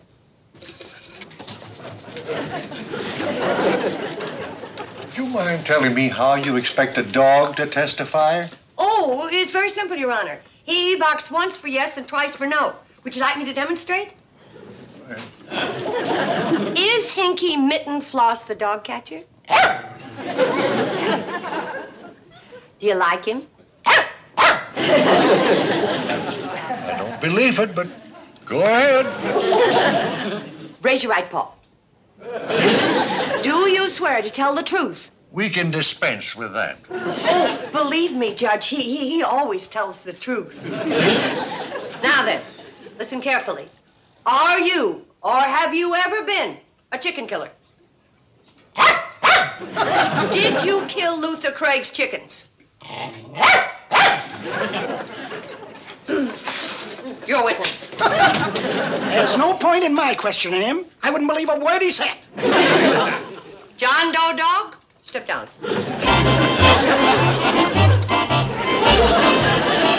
This is one of the strangest cases it's ever been my unfortunate duty to try.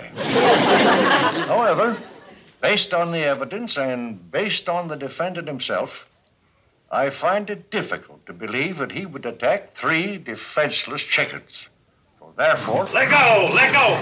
Now, what's going on down there? He stole my lunch, Your Honor, a chicken sandwich. A chicken sandwich?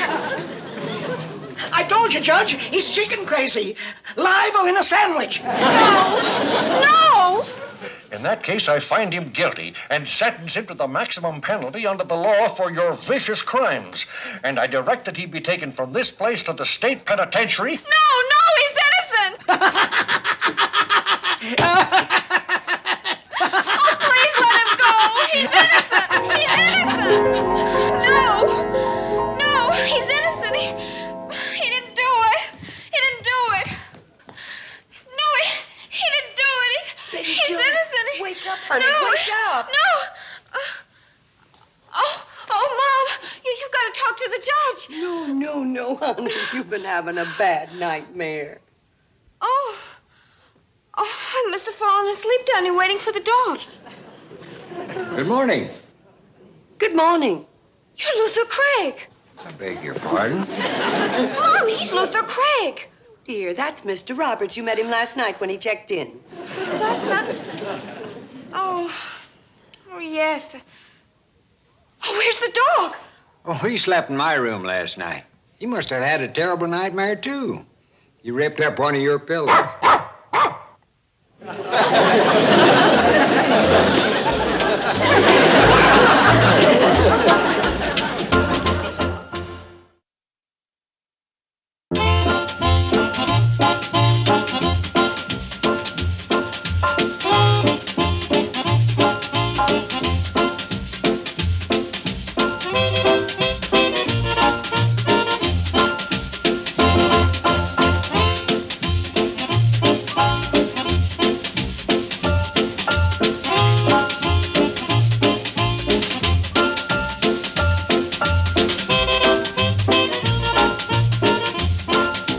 Peoticoat Junction. This has been a Filmways presentation.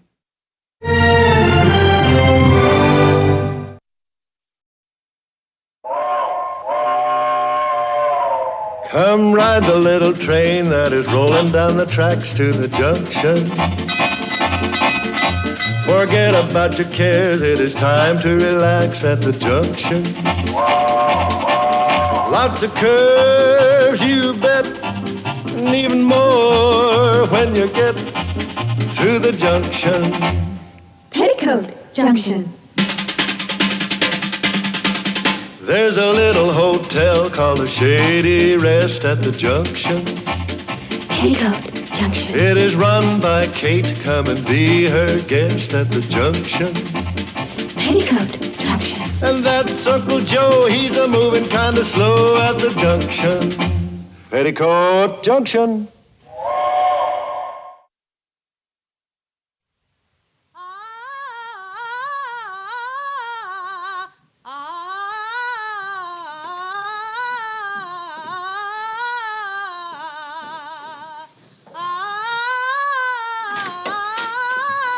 Kate, Uncle Joe, aren't you dressed yet? what do I have to wear a collar and tie for? Out of respect to Professor Lieberschmidt.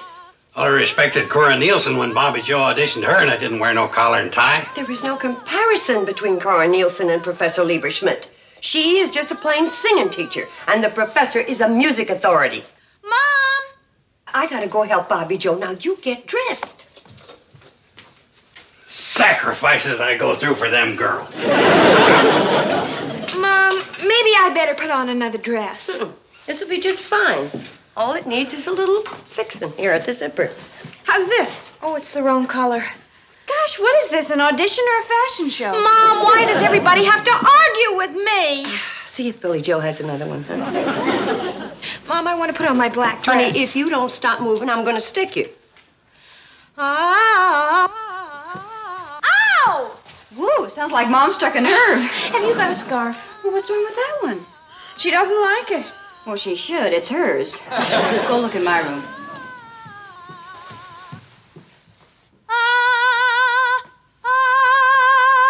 Here are the shoes. I need blue shoes. Well, they were blue before I dyed them. I need blue shoes! Find a pair.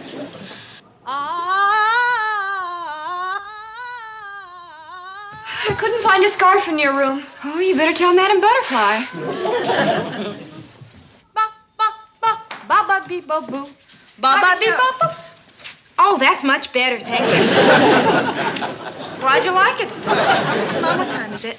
Time is it? It's almost 8. I'm so nervous. Now, honey, calm down. I tell you what. Take 3 deep breaths.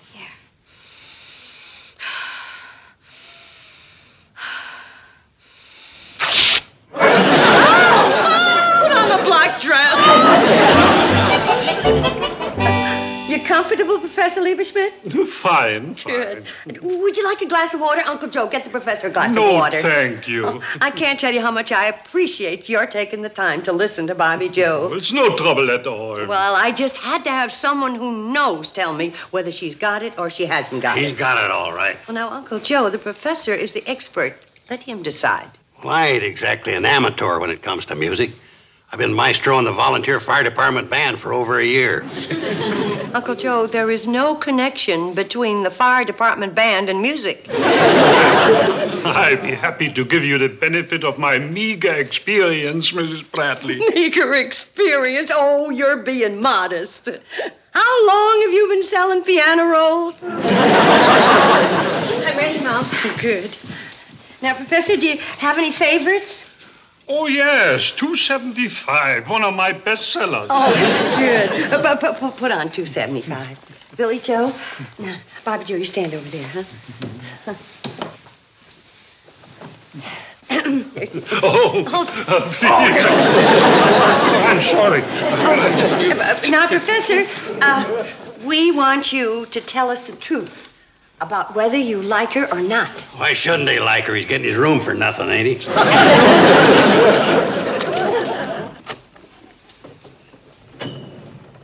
There. Okay, I'll pump. I'll pump. I took more music lessons than you did. You turn the pages. But we don't need sheet music. Do you want Professor Lieberschmidt to think we're amateurs?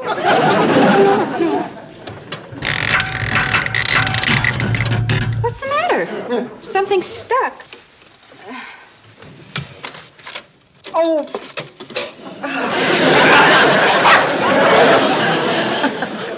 The whole family's musical. Here's your bone, Beethoven. Now.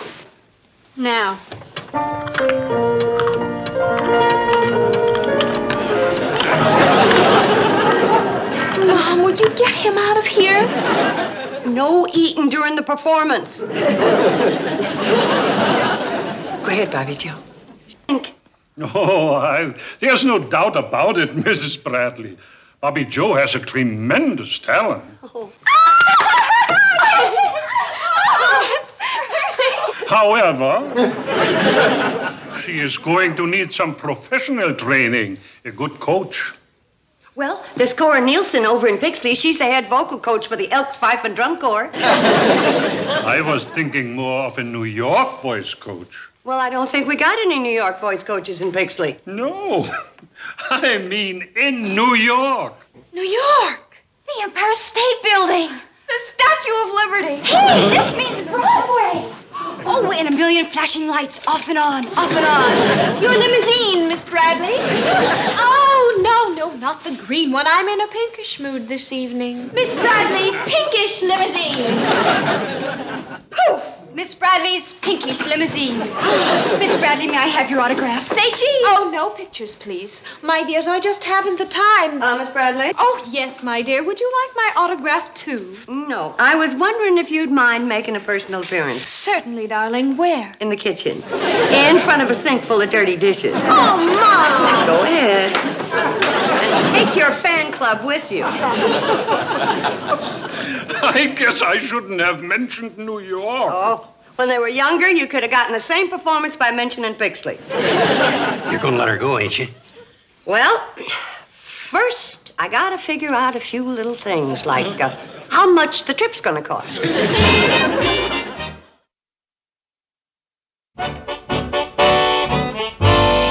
How about room and board? Well, she ought to be able to get a nice room for $1 a night at the YMCA. Price is right, but the roommates are wrong. Oh, I mean the YWCA. They're exactly the same thing, except I hear they got shower curtains at the YW. Now, let's see, that'll be $7 a week. How long do you figure it'll take the coach to vocalize her? Professor Lieberschmidt said 2 or 3 months. Well, that'd be about $85 in round figures for a room. I suppose you want her to eat. I think it's a good idea. You better figure about 75 cents for supper, plus a nickel tip. They expect that in New York. Well, let's see now. That's $5 a week, so the suppers come to $60. And then she'll need another $5 a week for breakfast and lunch. Yeah. Well, what else? Laundry. Well, she can take her laundry into the shower with her. I suppose, as long as they have curtains. Well, let's see. We got down about everything here except vocal lessons. I think we ought to allow $1 each for them. No, you better figure $1.25 because we want the very best. Now, how much does that come to? Well, let's see. Odd, and odd is odd, and odd is odd. 5 and odd is 5. Comes to about $290.50. 200 and I don't have that kind of money. Well, Kate, if Bobby Joe was my daughter, I'd sell the store to raise the money. I'd sell the hotel, but I don't think I'd get that much for it. Kate, well, there ought to be some way to raise it. There's one thing I've been hanging on to, and I kind of hate to part with it. Your engagement ring? Yes. Kate, you can't sell your ring. It's the only way that Bobby Joe's going to get to New York. But, Kate. Excuse me.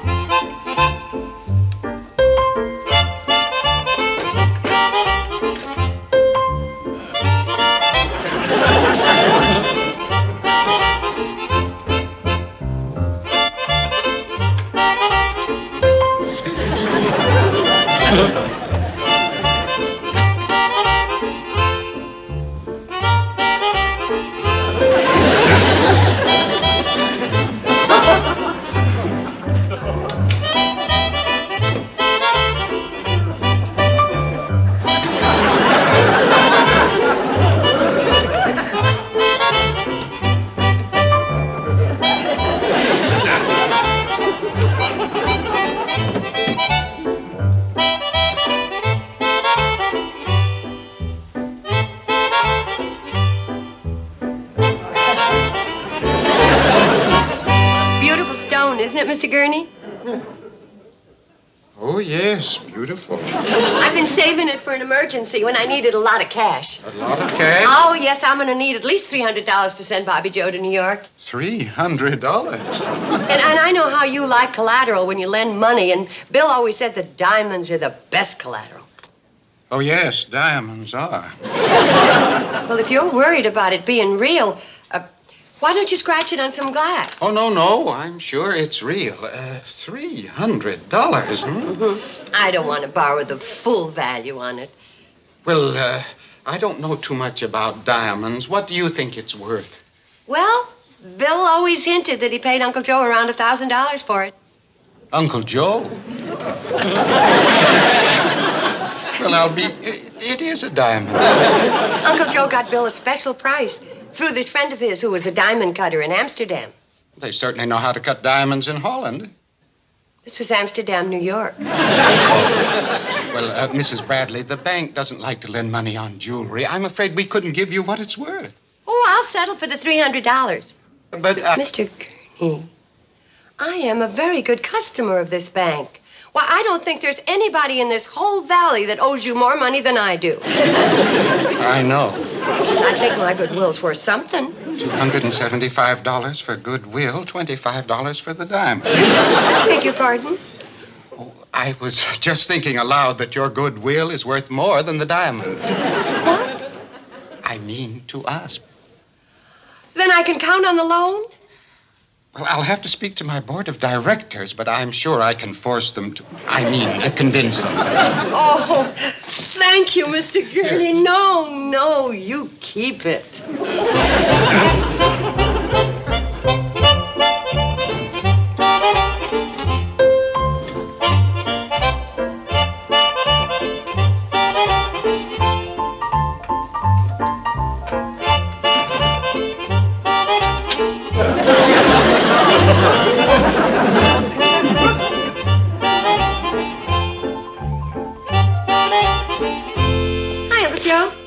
Hi, Kate. What did Gurney say about that genuine diamond ring Bill made me get for him? He said he'd lend me $300 on it. He did? And the way he acted, I probably could have borrowed much more. I always told Bill he made a real good buy. You know, people don't generally know the value of them genuine Amsterdam, New York diamonds. Well, at the time, I wasn't sure whether... But I apologize for what I was thinking. Mom, you mean I'm really going to New York? Uh-huh. Oh, Mom. Now, remember, you're going there to study. Oh, I will. You're going to have to practice and work hard. I promise I will, Mom. And you're going to have to do... Oh, I promise. Wait a minute till you find out what you're promising. Now, I borrowed $300 from the bank. That means you're going to be on a very strict budget. I don't care. I'll live on bread and water. I'll starve. Probably wind up doing that. But if you want a career, you got to make sacrifices. Oh, I know, Mom. I promise I will. Mom! I'm in Bobby Joe's room. Oh, wait till I tell Billy Joe. Mom, have I got news? Have I got news? Mom's sending me to New York. Oh, how wonderful. What's your news? I'm going to Hollywood. Hollywood. Well, I didn't want to say anything, but a month ago, the secretarial school sent in a picture of me to Mammoth Studios. And they offered me a job. Acting? Typing. With a chance for a screen test. Well, they had a contest for beautiful secretaries, and the ones that they selected would get a chance to try out for their new picture called The Perfect Secretary. I know you'll get a part. And just think, you'll be a star in Hollywood, and I'll be a star in New York. And I'll be a nervous wreck in Hooterville. Oh, Mom, I can go, can't I? They're going to pay all my expenses. Oh! Except my fare. Oh. That won't be so much. Well, whatever it is, it's a small price to pay to launch one on the road to stardom. Well, it would be if I hadn't borrowed $300 to send Bobby Joe to New York. Well, Mom, now that isn't fair. She can go to New York. I can go to Hollywood. Well, I asked first. Well, what's the difference? Mom said I could go. But she can change her mind. No, she can't. Why not? Because she can't. She might. She won't. Hold it. The argument's over. Dog's head's gonna come loose. Oh, Mom, you made all it's not fair. She can go to New York. At least Time. Now, look. Maybe, and I just said maybe, I can work it out for both of you to go.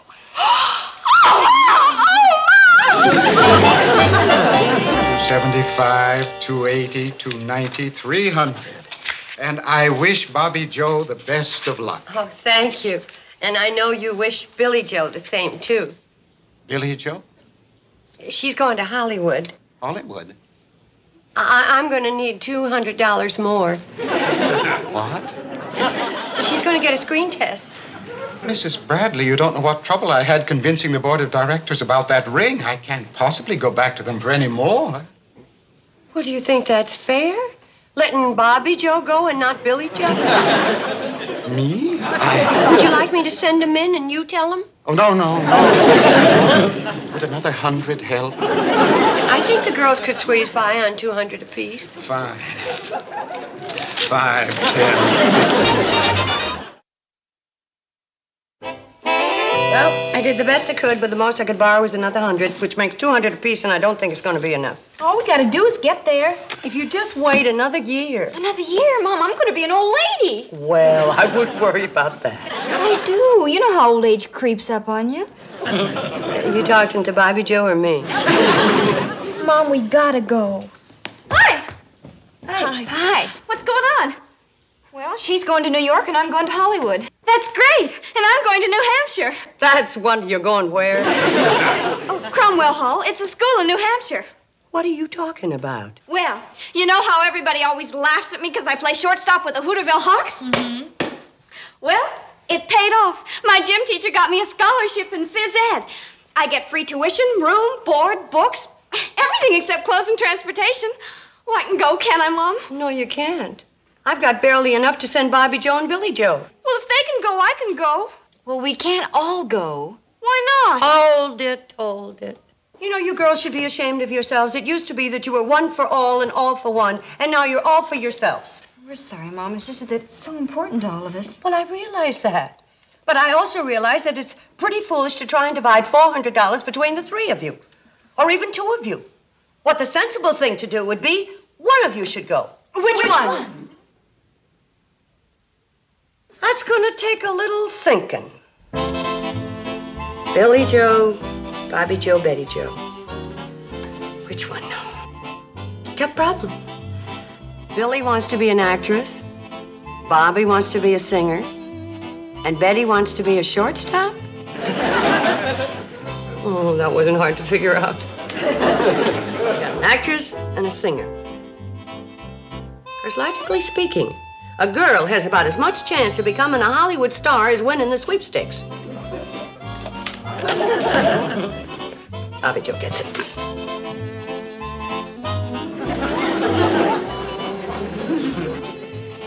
An education is much more important than singing. Betty Joe's the choice.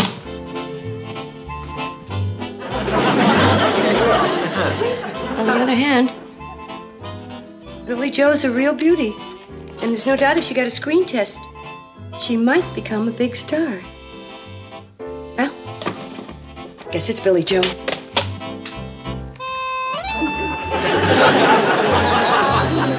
Again, that's not fair. Bobby Joe's got a lot of talent. And Betty Joe might not get a wonderful offer like that from Cromwell Hall again.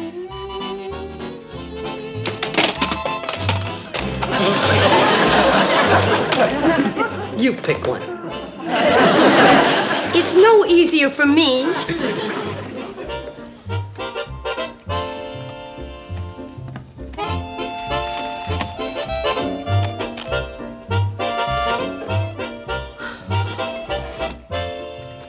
Billy Joe gets it.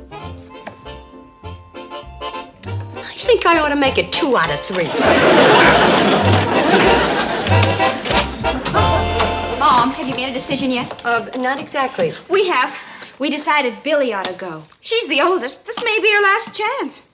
Thanks. You see, we figured if Billy goes to Hollywood and gets the screen test, she's got to be a big star. So when she starts making money, she can send it to Bobby Joe.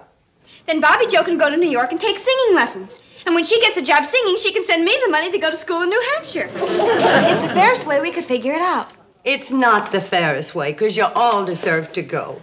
But if you decided it's going to be Billy Joe...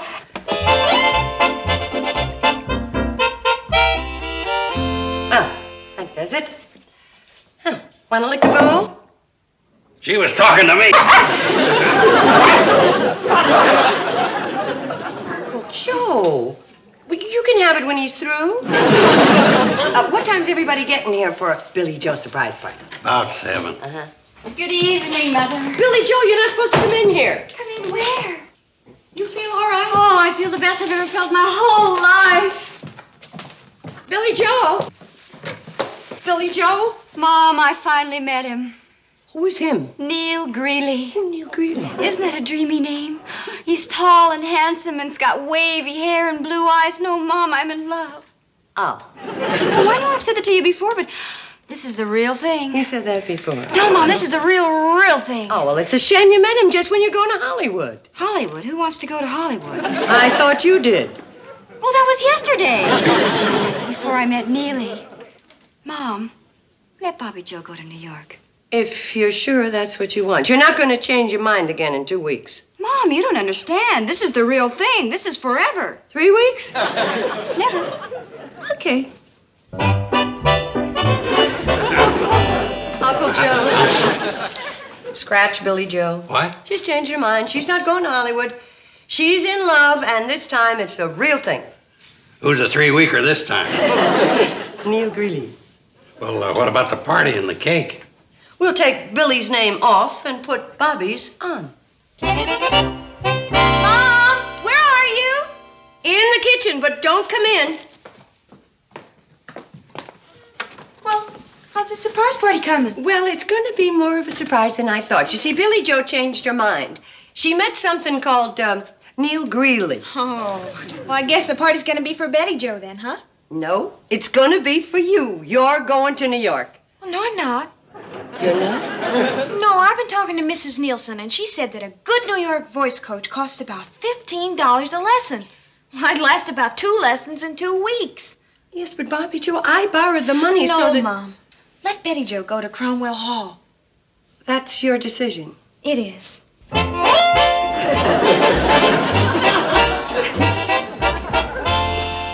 what time is the party? What's that? You're going to New Hampshire. Oh, no, I'm not. What's the matter with you? I thought you wanted to go to Cromwell Hall. I did, till I found out. It's a girls' school. I can't play baseball with girls. What are you going to do now? You going anywhere? No. Neither am I. Well, for the time being, let's just make it to whom it may concern.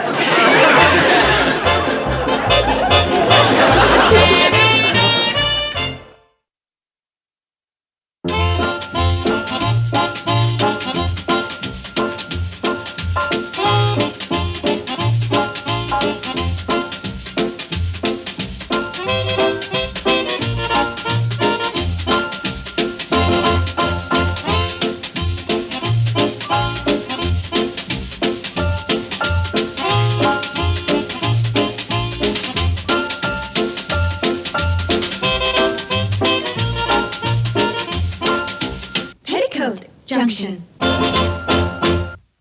This has been a Filmways presentation.